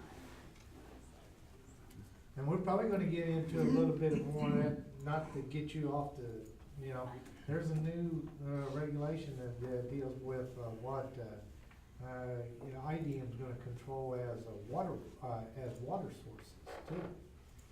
And it's huge, cause they could identify with the county highway with their ditching and coming out of waterways, and those are what IDM actually can control. And they're moving that border on up, you know, and A lot of times I may have to get a permit from IDM, a permit from the Army Corps of Engineers, maybe get for construction and DNR. And so it's making it fairly complicated. So there's some issues that's up on front. Actually, if we lived in a perfect society and everybody obeyed every law there was, we'd already be taking care of the natural waterways and things, because there's already laws on the books to take care of that. The problem is, we don't exactly, I guess whenever we got a piece of land, we just don't quite exactly obey the law the way we should, because a lot of the waterways, the natural waterways, were dammed, causing damage to other areas. And it's really creating a big problem, and not only out in the farming community, but it is in our community as well. It's creating a big problem everywhere. Well, I think the city of Salem has seen that over the years too, you know, so. It's everywhere. Okay. I'm concerned with, back on the budget, the noxious weed control of $3,600. I really, what are we doing? What is the weed board? I mean, you're going to a weed board meeting and sitting down to the weed board and say, okay, here's $3,600 that we're working with. What can we do with $3,600? And I think originally it was, what can we do with $3,600? We'll just give it to the county highway department. And so that was what originally was thought that would be the best. So you have other options then up to what can we do with $3,600, okay? What are those options? Okay. It's kind of a long story, and I'll try to be as, I still have a hard time understanding, and, you know, legal counsel, if he was here, might tell me something different, but. There's one there. Oh. So the way noxious weed control works, according to what I understand Indiana code to say, is that if you have noxious weeds on your property and you're not taking care of that, and they're identified either by possibly a township trustee, a concerned citizen, etc., it's reported. In Washington County, it's reported to me at the extension office. And other counties, it can be reported to legal counsel. It can be reported to the weed board specifically, or it can be reported to township trustees. But here in Washington County, it's reported to me. At that point, I have a form that we fill out. If the person calls, I fill it out as we're talking. If they come in, I let them fill it out. At that point, I'm supposed to send a letter that says noxious weeds were identified on your property and you have 48 hours to take care of that, whether it's spraying it or mowing it. The law says that we have to keep it from going to seed. It doesn't say that we have to eliminate it. So you could do one of those two things. In 48 hours, if it's not taken care of, then the weed board or township trustee must see that it's taken care of. In Washington County, we don't have anything set up to make that happen, really.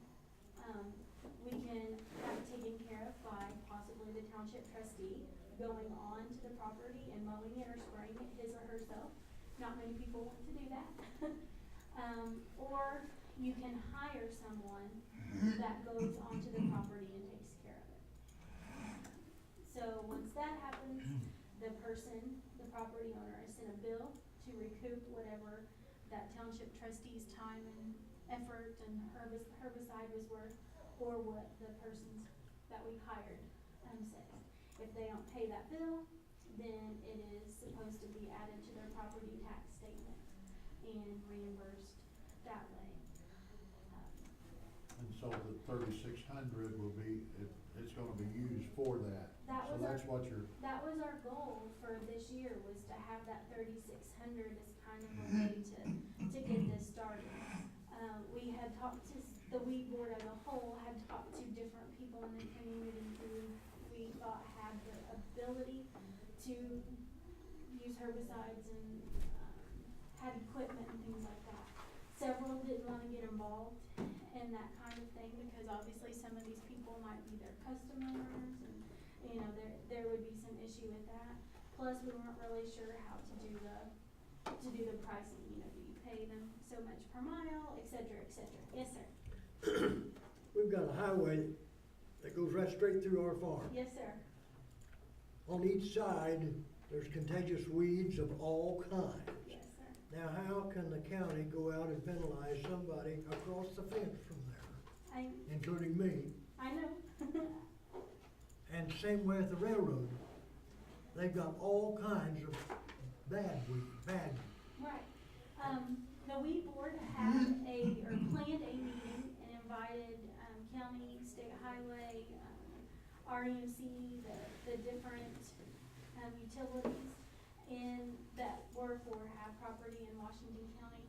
And unfortunately, only one showed up, but we talked about, that you need to control, that they're expected to. The law says that all property owners, not just, individuals or businesses.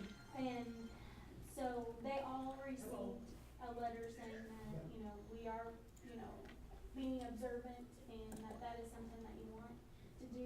I know that the state highway department has done nothing, in certain parts of Washington County at this point, and I've made several phone calls and they all say you're not the person you need to talk to about that, which, so it's a problem all over. They don't have the money, to invest in it either, but the law says that we have to, I guess is where we are. But that $3,600 was kind of what we hoped would be a little bit of, whatever business or persons that we could get to go out and treat them. If we couldn't get payment, we could pay them and it would kind of be fun. But we'd have to work that out with the auditor and things like that. But you see where I'm coming from. Oh, you're saying the exact same things that the weed board hears from everyone. Yeah. Yeah. How far would that 3,600 actually go? We didn't get to the point where we had someone provide bids because that business, worked with the state chemist office and they didn't have the correct, licensing to spray, in different areas. And so I'm more than willing to work with them to get that license, but I think they realized it was gonna be more, when they started actually looking, I think they thought it was more. It's gonna be a lot, you could do a chemical, what it would cost per gallon, per acre in there, but the application's gonna be a lot different than what a field crop application's gonna be. It's gonna We're talking take, about the whole county, buying the chemical, paying the labor for the equipment. You don't have nothing there. What's the licensing cost? they have to be certified applicator. It'd be a certified commercial applicator, and it's about $45 every 3 to 5 years. You gotta have a license. You have to have a license, and that requires an exam, which costs money and things like that. So where are you gonna pay out of this? Is that one of the things you're gonna pay out of this? We have For not- somebody, if you can find them. That was on my thing to do, but we would have, usually the business holds the license. So, and the business would pay for it, so we'd have to work out something, and I don't know all the legal, the county can't really hold the license, so, Part of the overhead cost of the person. right, yeah, That they would hire just, to run around. they would just have to put that into their bid. I'm sorry, Well, yeah. How long has this been going on? How long have we been working on this project?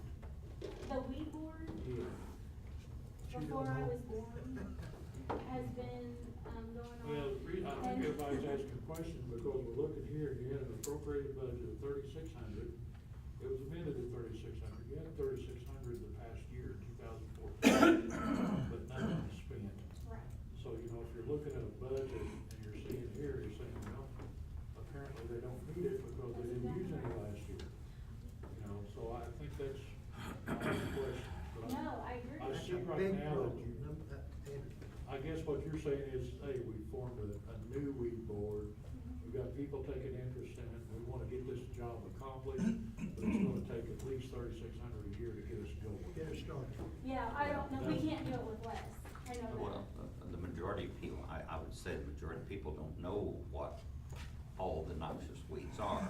So this would educate guarantee that, so that when you educate everybody to that, then you're gonna get a lot busier. Right. Well, there's other things in there, like the tree of heaven in there that are not listed as, but they are invasive weeds, but they're not listed as noxious weeds too. So But there's. you take care of those too. Right, they're just not, let's see, under the Indiana code, they just list the 4 noxious weeds for the weed board. So we just have Canada thistle, Johnson grass, burr cucumber, and chatterpane. Those are the only 4 that the weed board actually has, not control, but that's what their mission is. And then there are lots of other weeds that we can look at, like Pugsley was mentioned, and then those invasives, but the law specifically states those 4. Budget-wise, I see what you're saying. Yes, we need the money, Yeah. but we thought we were on the right track. We've only been meeting, October of 2013 is when we started having regular meetings. And lots of things have been done and lots of things have been, looked at, but it seems like we've just kind of made some decisions and then had some setbacks. Okay. Well, I mean, I think it needs to be introduced to the group, what you're trying to do with the weed board. It's not like you're trying to take money just away in there, it's just trying to exercise actually what the weed board was supposed to be originally doing, and then identifying and doing some different things, so. Well, and identifying who's gonna do what. Right. Who's gonna be the one that reports the noxious weeds. You know, that's really hard.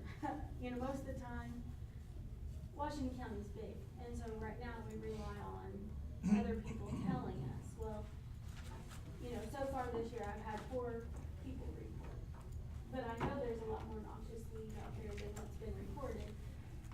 But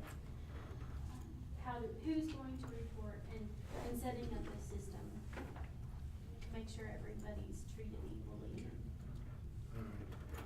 Any questions for the extension or for the weed board at this time from the council? Yeah, I got one. Fredericksburg Cemetery. Okay. We had a meeting last week. The biggest problem with that cemetery, 60% of it's Johnson grass. Well, trouble with it is, if you spray the Johnson grass, you're gonna kill everything underneath of it. Yes, sir. The cemetery commission told me to go down there and spray it, because that's the biggest problem with that cemetery. Will I get in trouble for doing that myself? She don't know. It depends. That's the famous extension answer. It depends. Because I was gonna go down and spray it next, because I mowed it Tuesday, and I was gonna wait and let it get it, because it'll be back in about, probably a week to 10 days, it'll be back about that high. Do you have applicator license? No, Okay. Are you getting paid to do it? through the county, yes. Because I mowed the cemetery, and we get more complaints on that cemetery, and really, the grass is really not that high by the time I get around it, other than the Johnson grass, and I mow Johnson grass this time as high as my head. I need to look into that. If you're doing it to get paid, Paid extra, no. I know, but I need to look into that, because if you're being paid to apply a pesticide, then that can be considered a commercial application. So I need to look at what we need to do, and I can call. Because just like the Silver Lantern, I don't know, of course, you look back there in the back of the Silver Lantern, it's Johnson grass too. So Ben said, from Benny Weathers, said, if you're gonna spray it, said make sure you spray there too, because you'd be wasting your time, because it'll get back over in there. It's already gone to seed. Yeah, it's already gone to seed, so, the best time really to spray for Johnson grass is in the fall. So mid-September, is the best time. Right now is fine, but you're probably gonna have to come back at some point, and do it again. Oh, yeah, that's what they said, you know, like, oh, well, I've talked to a couple farmers like that, and they said, well, spray it now, and you're not gonna get all of it. No, you could do it. Then for mow 3 it, years. then wait another couple weeks, and go spray it again. Let me do some checking and I'll call you Oh, about okay. specifics on that. Well, I sort of glad you was talking about that, and I thought, I wanna ask them, 'cause there. But I'll check with you next week or something. Okay, that sounds great. All right. Any other questions? Everybody has to open the McCain. Yeah, it's okay. Everybody has to open the Yeah, can. good long. Drop it. Yeah. Well, really, it's a good can to open, Dave, because there's a lot of stuff that I don't know. So people that don't get out and work on the farm and do things every day like that, you don't know what's weeds and what's really, bad for the area. Well, I mean, just the conversation with Randy Roberts, he had been around, he didn't know what tree of heaven looked like. But it's a basic weed that can take over a woods, and stuff like that, so there's some education that needs to go on. Yeah, there is. Okay, thank you, Daniel. Mr. Dixon? I'll get with you. Okay, first of all, Ben wants to apologize. I don't know who you guys know, Ben has got health issues. Yes. He wasn't gonna go down, but I guess his family sort of had a meeting and he had to go down there today and run more tests. So Ben asked me would I come. First of all, we wanna thank, okay. The only thing we increased on our budget is for a new mower. I was gonna try to get another year. It didn't happen. I wanna thank Michelle and the county for getting us new mower. So we put like $57.99 in one of the line items for a new mower, so that could be taken out. But other than that, we didn't raise the budget a bit.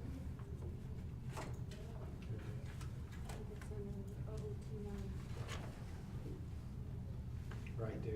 Yeah. Okay. So we don't need that. So we're gonna take that down from that 8099 down to take 57. I think it's around 2,300 or something. Yeah, well, it's They had 23. Just put it back to the original. All right, all right. And we appreciate everything you give us. Well, I know that we got the call that said that your mower had gone down and needed to do something with it. The mower this was the 7th year, and the board asked me last year, said, we need a new mower. I thought, I think I can get another year out of it. Well, in the spring, it just kept breaking down, breaking ground. The last time, it was internal, so I went with Ben. I said, Ben, I can't see putting $1,500 to $2,000 in a new motor for the mower when everything else is 7 years old. The pumps is 7 years old and stuff like that. So we got with Michelle. Sarah was off due to death, and she worked great with us, and we went and got one. Okay. So it's in, and I'm not saying it, it's a piece of machinery, something could break. Right now, it's doing great. I know that, every once in a while, of course, you got a lot, how many cemeteries do you have? Okay, I mow 205 of them. 205 cemeteries. There's there was 276, but we just located another now on Painter Line. So now there's 277. So I'll be mowing 206 of them. And they're strung every place. And they range from what sizes? Anywhere from 8 to 8. That is like if the farmer really don't, we tried to fence them 16 by 16 is what Willie wanted. Some of the farmers just wanted 8 by 8. Just really, it may just have one stone, or it's been an old cemetery that's been destroyed. And there might have been, like a rock there. So we tucked with the cemetery stones that the county council has approved over the years. We've got them all marked. We put that stone in there, and then we put like an 8 by 8 fence around it, or a 16 by 16.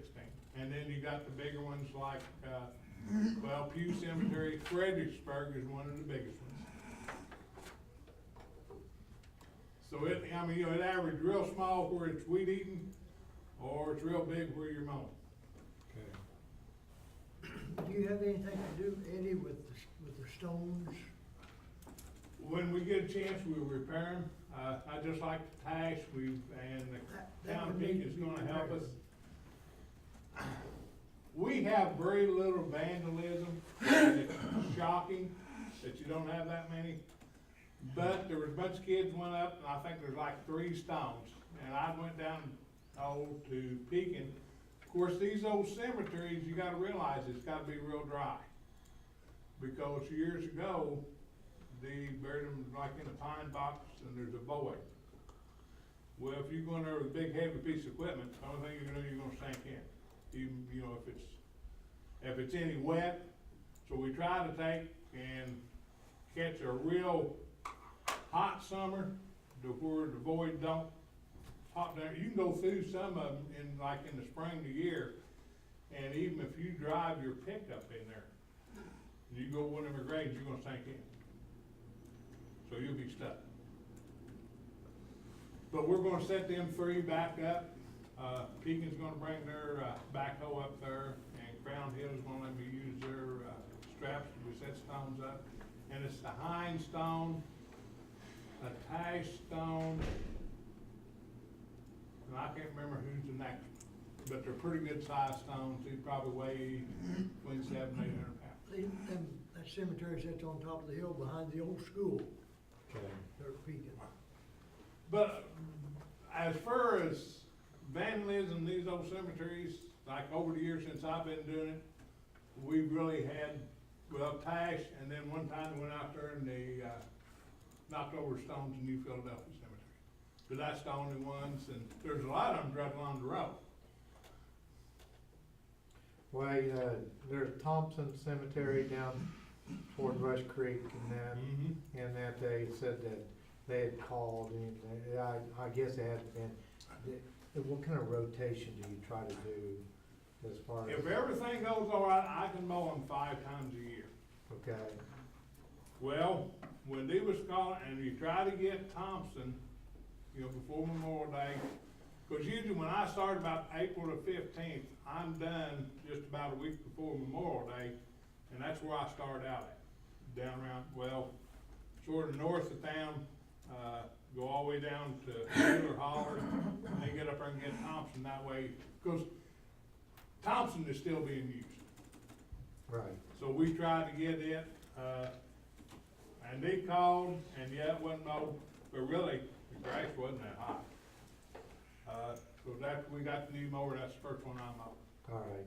Well, I mean, they contacted me, and I think they maybe contacted one of the other. Yeah, and then Charlotte Thompson called me, and I just told her, Charlotte, just as soon as the mower gets done, or we get the mower, and matter of fact, she had called me just about the time we went and ordered a new mower. All right. I knew it was right down that time. Okay. All right. Is there any questions for Richard? He's doing an extremely good job. I was surprised that you said there was that many cemeteries. And of course, that's not David, you'd being. be surprised, you can go out in the county, out here on the street, and you can ask people, how many cemeteries in Washington County? You may get 4, you may get 30, and you may get 100, people say, and then you tell them how many it is, they can't believe it. And it's not only here. Type any township in the state of Indiana, just type in cemeteries in that county, and see how many there is. And it's every place, because years ago you could bury on your own property. And that's what they done. And now, what I'm saying is there's 277 that we know of. How many's out there that we don't know? So since I've been doing it, I think we found 4 new ones.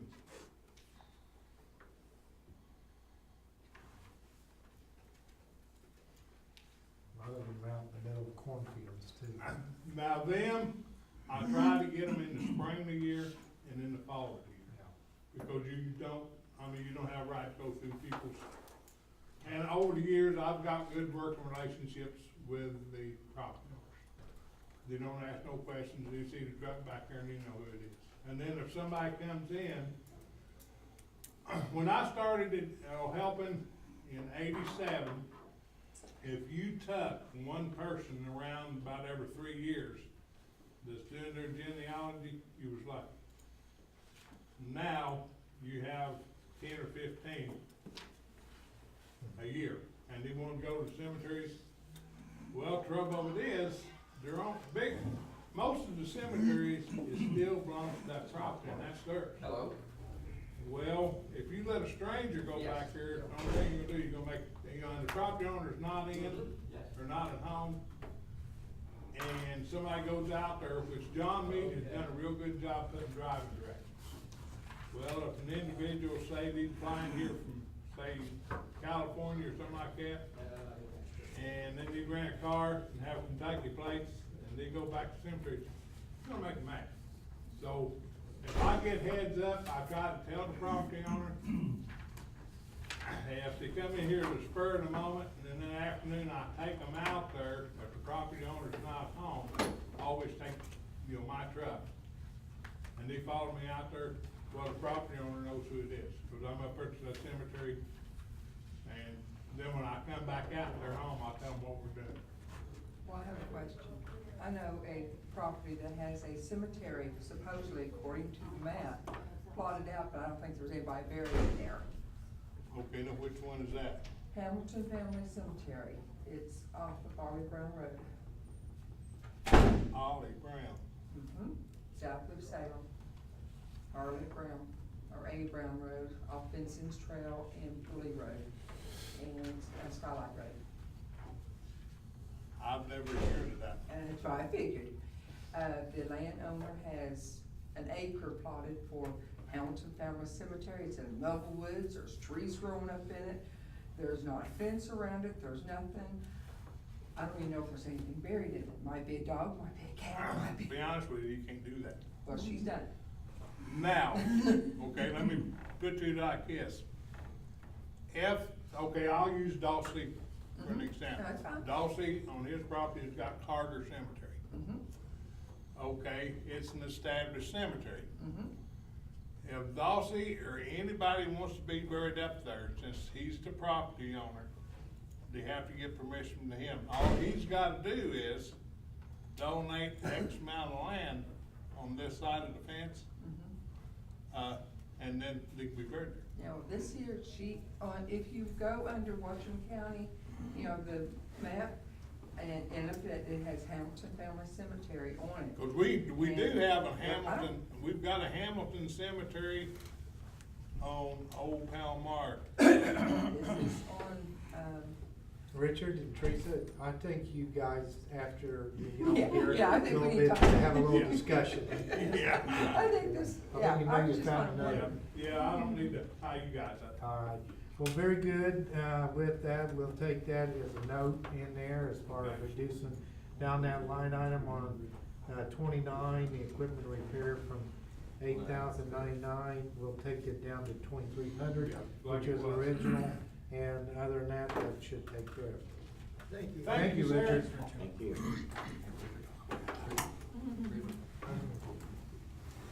Okay, we have next, plan commission, we have the building commission.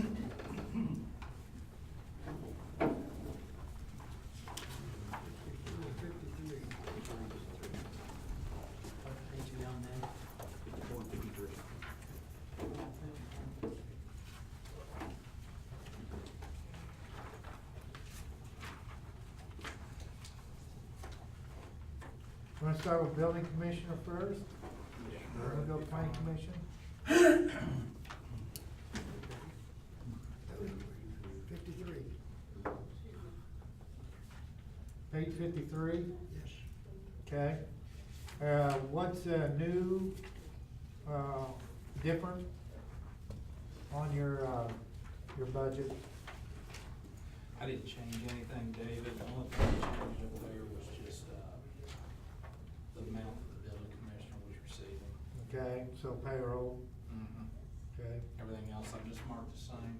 so that's a 1,500, Yes, sir. okay. Okay. Anything else that you see in the future in that? Not right now, but possibly next year.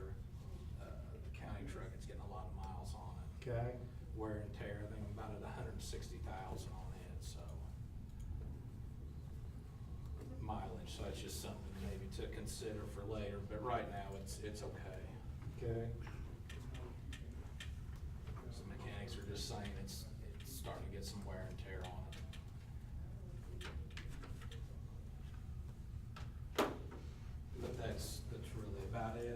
County Yeah, Highway okay. Department kind of oversee the repairs on that? Right, yeah, they do the maintenance on it. Okay, There's, made the comments starting to leak some oil, but we're just making do for now, which is fine.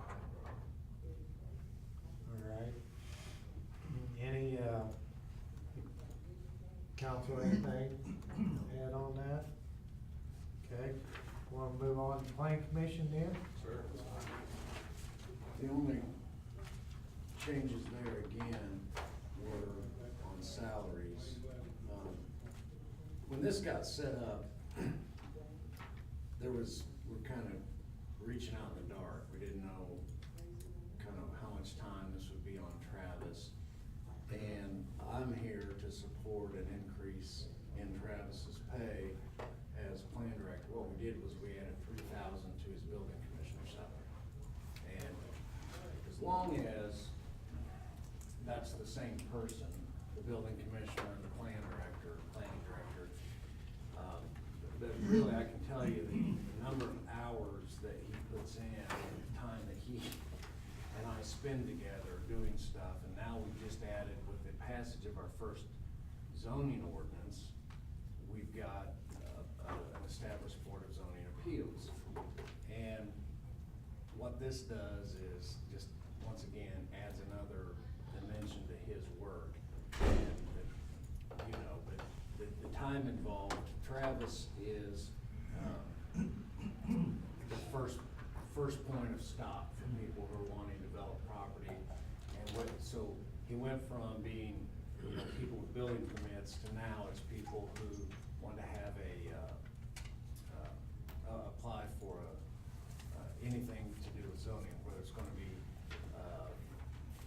confined, poultry operation or any kind of agricultural operation. And then if there's any, problem with it, he'll come to me. He attends all the meetings of the Plan Commission, and and then he has to go out and do site inspections. So not just with building, now it's anything to do with the zoning ordinance. He has to go out and take measurements, setbacks, things like that. So it's just an entirely new set of work for him. And we let it sit for a couple years at $3,000, but I can attest to that doesn't compensate someone for the amount of work involved as the planning director and the person that also now with the added Board of Zoning Appeals. If I could jump back. Yes. To the, building commission, like Tom said, I don't know in the future if it's gonna fall under our zoning ordinance or the building department. The other reason I asked for 1,500 for the building commission is through the past, we'll just say 2 or 3 years, we've had a big jump in portable buildings, mobile structures, RVs, campers that have come into the county, and that's just a whole nother area when I started, I didn't really have to tackle as much or address as much, but over the past, few years, that has really increased, and that's something that's, basically new. It's not new to the building department, but the amount of work that goes into it. And like Tom said, it's just, once you address that situation, we have to start working together on these situations to get them resolved, basically. It's something we're not, the amount of work that goes into them, it's just really increased. Okay.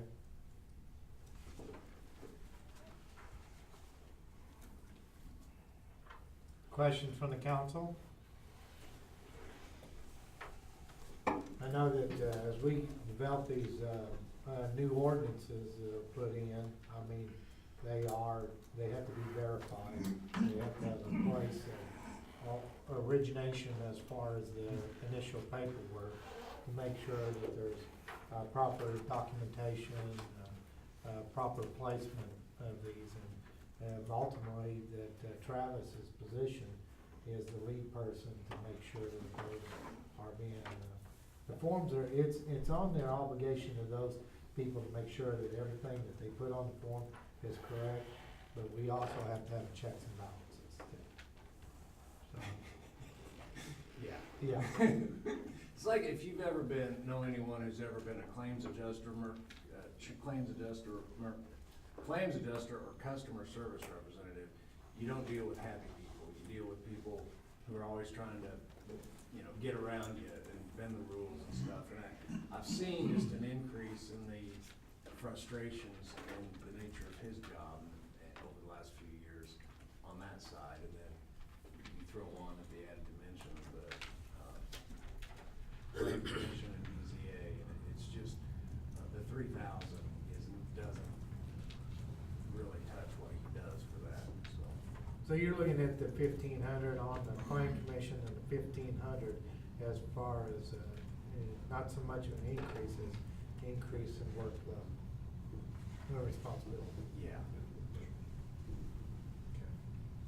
All right. It's hard enough also, Travis is a one-man department. Right. He doesn't have administrative staff. And so this isn't really related to the budget, but just kind of give you a flavor of what happens. Travis can't take vacation. He takes vacation time in increments of hours or a half a day here and there. And every year we've had to adjust as a county when he has to use up his vacation time because he can't take a week-long vacation. There's no one there when you need building permits or inspections, people on construction schedules. It's a situation where we don't have any backup. At the fairgrounds or the animal control, we've got some part-time backup working the budget. But it just, despite that now, able to take off a day here, half a day there, it's down to half days and hours is what Travis takes off. He just picks a rainy day in February to use up his vacation time in March. Those are kind of his times. So just, and the availability of those times when he can break away is even fewer. So we always run into every year with what do we do with this carryover time, trying to get him to take off, but there's no backup, and it's harder and harder to find that. So eventually, I think to alleviate two problems, we really should be down the road finding a part-time backup or someone else to fill that role so we don't run into issues there as well. But I don't think that's before us today. Okay. All right, any questions from the council? Like that building commission planning department, when it makes sense to merge those and actually have a department with your support staff. Yeah. You'll have an actual office. Statutorily, I don't know if we can, but physically we can. Yeah. Which is why we Right, yeah. picked him. Right. And I think that's common. Yes. They're so interrelated. That's a common thing to do in Indiana. But as it stands now, he's in the highway department and has no. Yes, Bill? Travis, how many hours of comp time do you accumulate? Like now? I don't know how many I have right now. Tell you. Have to look it up. I'll look it up, I don't know.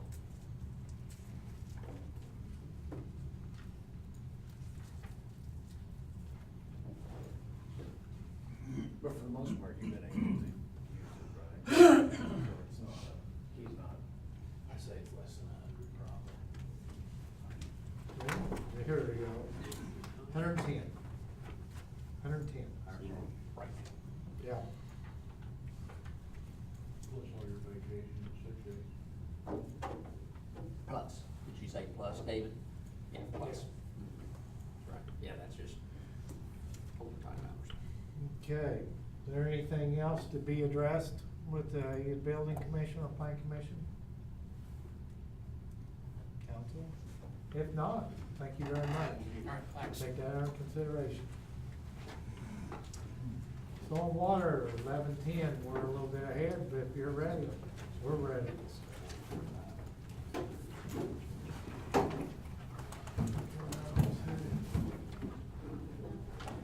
59 on your page.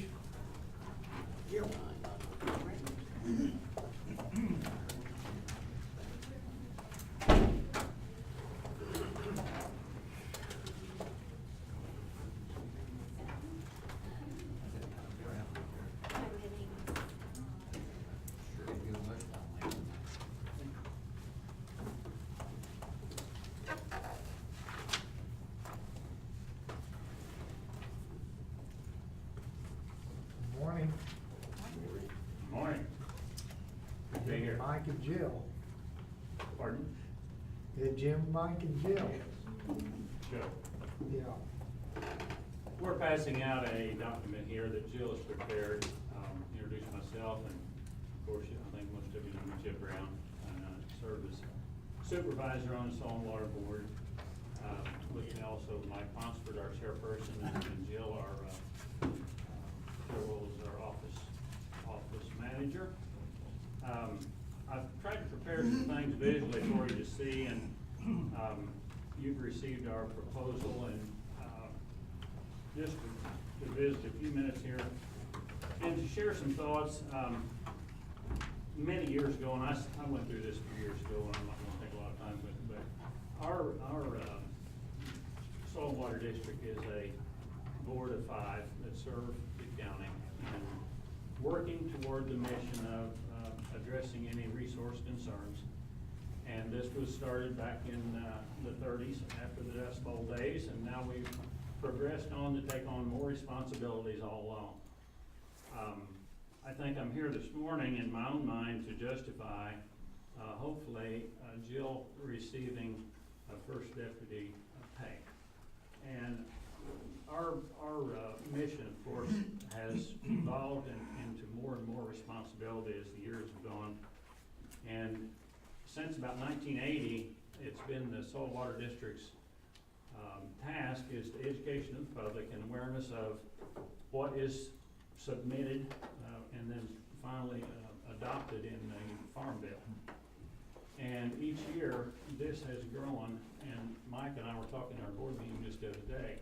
In fact, the whole board was discussing it. We have so many more activities going on now, and Jill has to take on that responsibility. She didn't want to ask for this, I'll be honest with you. But I think it's the position, and it's the time of the day in our era of having more to do that the requests have been made. So, in looking at some of the numbers there, I think it's important that we know what we do, and not that you don't know, but just put it in front of you. $2013 brought into Washington County for producers by Conservation Partnership. And then we've got those broken out, $20,500 that comes from Clean Water Indiana grants.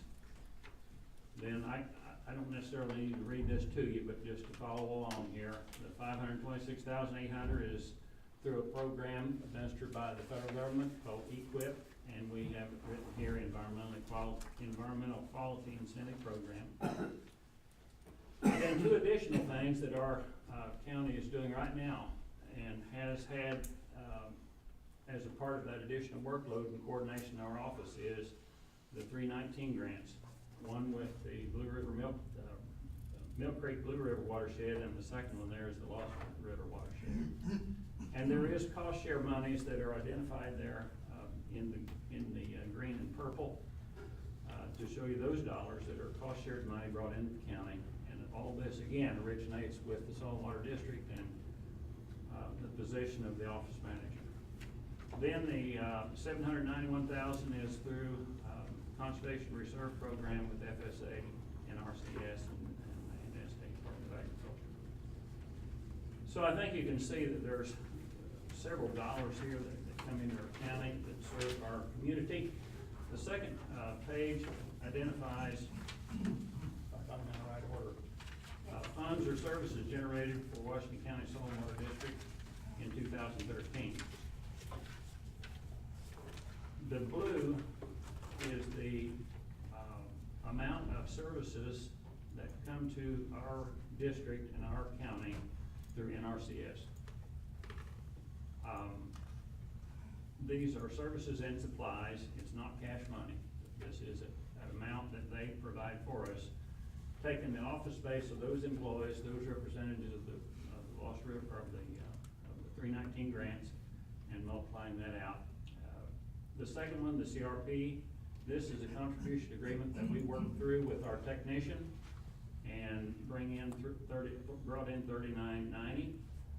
Rule 5 review fees in 2013 was $1,800 and $10,000 from a training grant through Clean Water Indiana.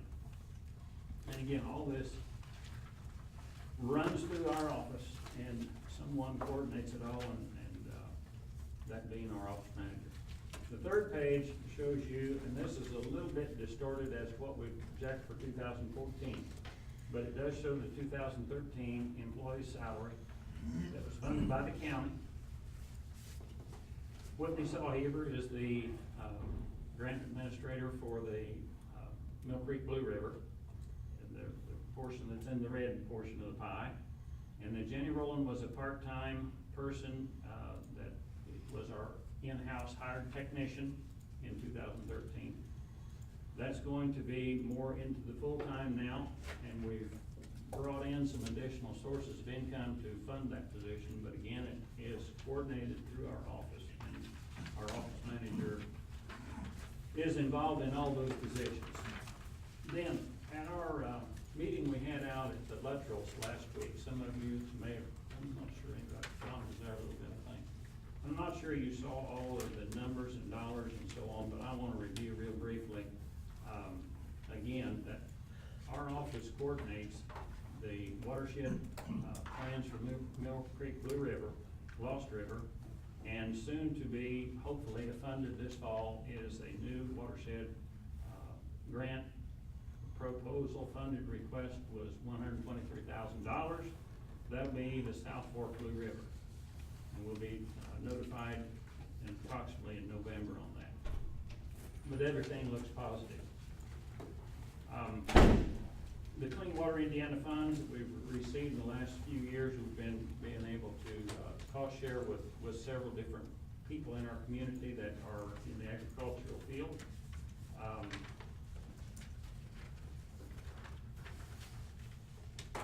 A few years ago, I also mentioned to you that sometime, someplace in the future, we'd like to have a technician.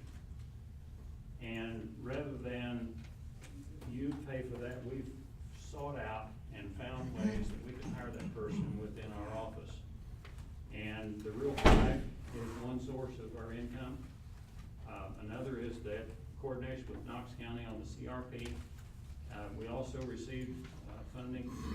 We didn't receive, we're administering funding through March to Recovery to help with the disaster from the tornado that was brought to us from Washington County Community Foundation. Again, all these things have to be handled by our office person, so I can't emphasize that enough.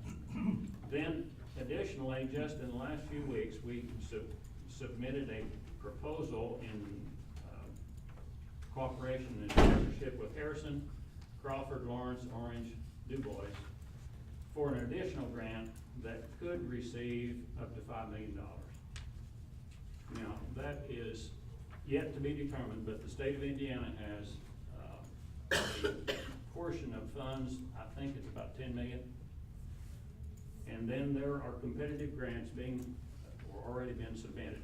Ours was submitted on, Jill, was it? 14th, I think. We're gonna know by the 28th on our pre-proposal if we've been accepted. And then we'll submit a final proposal, and that will be awarded, I think, begin the work in August. So, with that, I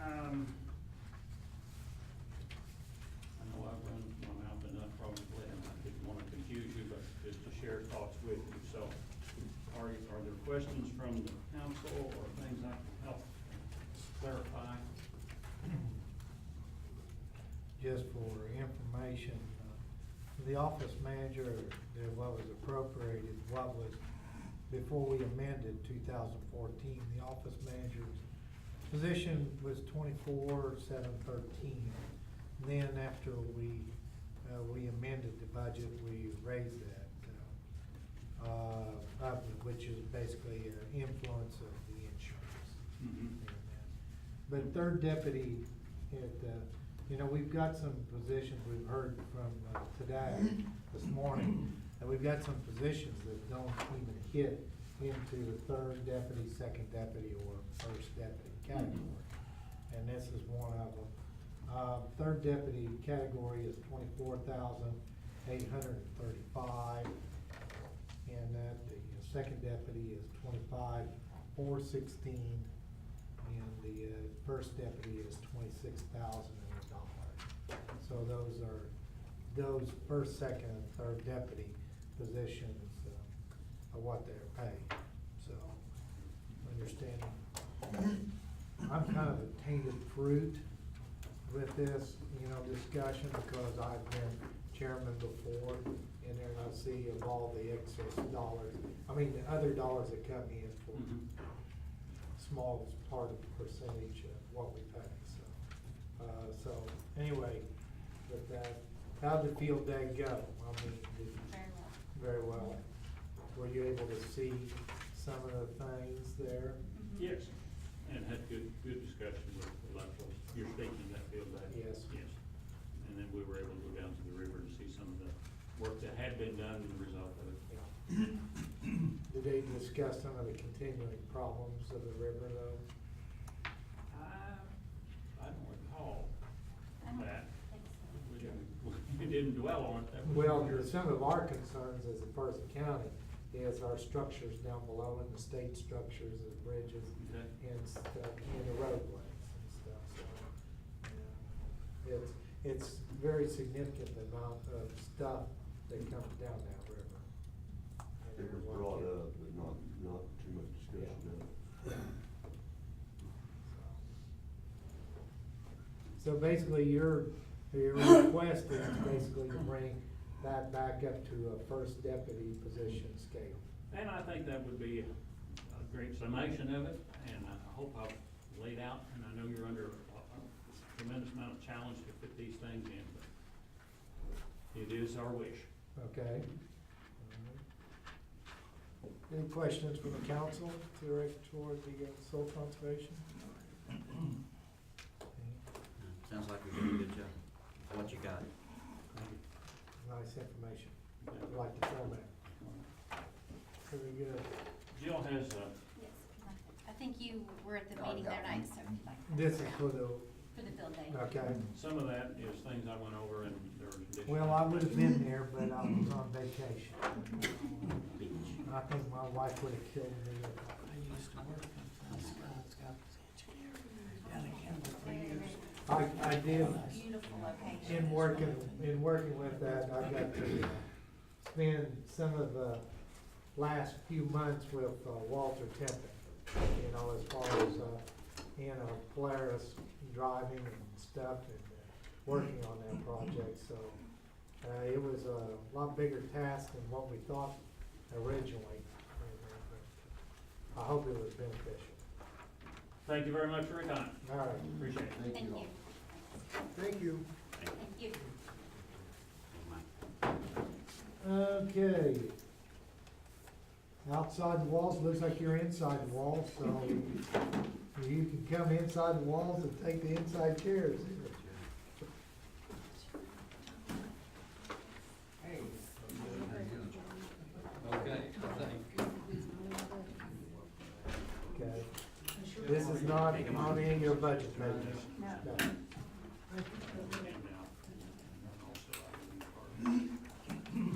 Like being a teacher, Is that right? Okay. We gotta have a test afterwards then? No, this is all free information. Just a quick rundown, what we're requesting, come September, we'll be 5 years old. We've learned a lot in those 5 years, and one of the things I'm asking for, our group's asking for, is to help with broken water heaters. We have replaced some, and we've come up with an average cost of $357 to do a water heater. So, if the council could give us enough money to do 5, that would probably last us a couple of years. Give or take. Heaters on average $360 for a water heater for fear of inflation. So that's what we're asking for. We have got a good set of volunteers, and we're happy the way the program is running. We probably average between 4 and 5 projects per month.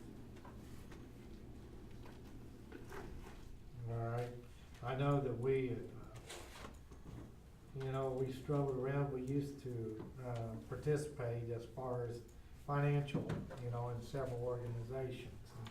And as we went to the budget, we had about 5 or 7 groups in there that really did good things throughout the community and stuff. And unfortunately, you know, with our budget constraints and the other requirements, you know, that we have to do as far as legally in the state of Indiana, we had to let some of those go to the wayside, and unfortunately, you were one of those I groups. understand how it works, it's a tight situation, isn't it? Yeah, it is, you know, and I really hate it, it really doesn't make us feel very good whenever we have to do those type of things, but as we go through this budget process and we get down to the final lines and stuff of where we're at, we take consideration, you know, on those requests in there. We could take a look at first of our government business we've got to take care of, and then see what we can do to help different organizations that do, especially with volunteers involved like yourself, as far as doing good things, how we can support that and stuff, so. Well, we did finish out the grant we got from the foundation, we had $7,300 as a matching grant for, wheelchair grants. Yeah. And, we just completed that back in the spring, in May, I think. And I'm in the process of getting another application ready for this fall cycle. To do that, plus, more safety items like handrails and grab bars and door levers and so on. And, so presuming that goes through, you know, we'll have money to take care of that part. And so we thought we'd ask the council for this part about water heaters. All right. Now, lots of times, well, let me back up. Few times, some of these people have money to do it themselves, but most of them do not. You know, we have to come up with a source. We've had good donations and good volunteers. You know, Lions Clubs have been good to us, and various organizations, churches, civic organizations, and individuals. But you always need money. Yeah. All right. Well, what other than, I mean, the hot water, do you see as, what does this do for the health and welfare to our citizens? Just makes more comfortable living, you know, and healthier, sanitary living. One man we put one in for last year hadn't had hot water for 3 years. Of course, there's some people living without electricity too, so no electricity, no hot water either. You know. So yeah, it makes their standard of living more comfortable. So we as the board, we have to decipher between wants and needs. Yes. You understand that? Oh, yes. And, we have to deny some people. There's some things that's just beyond our capability. We're not in the remodeling business, we're just trying to get it all done. And, some people like to remodel their home. And, so you don't have to turn some people down. We have kind of a rotation going with our yard sale. We do that. The income from that we use for energy assistance to help people with their, utility bills. Yeah. And in turn, most of those people will donate items to the yard sale. So we kind of got a cycle going. And they have other people who help that donates too, and then they come and buy again. Okay. So that's working pretty good, but, we don't have a source of income, water heaters.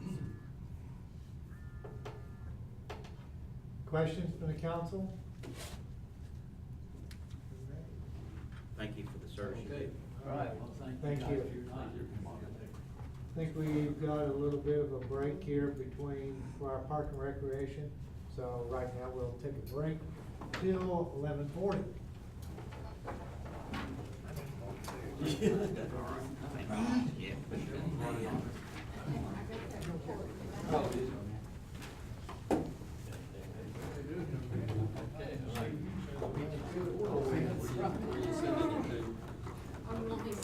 I don't know, you don't have to. We just kind of, I just thought they might like to see what that money, since it's not, there's not a budget. I thought they might like to see what the county is spending. Thanks for the idea. We will. I mean, I know she spends on things. I mean, basically, if all her budget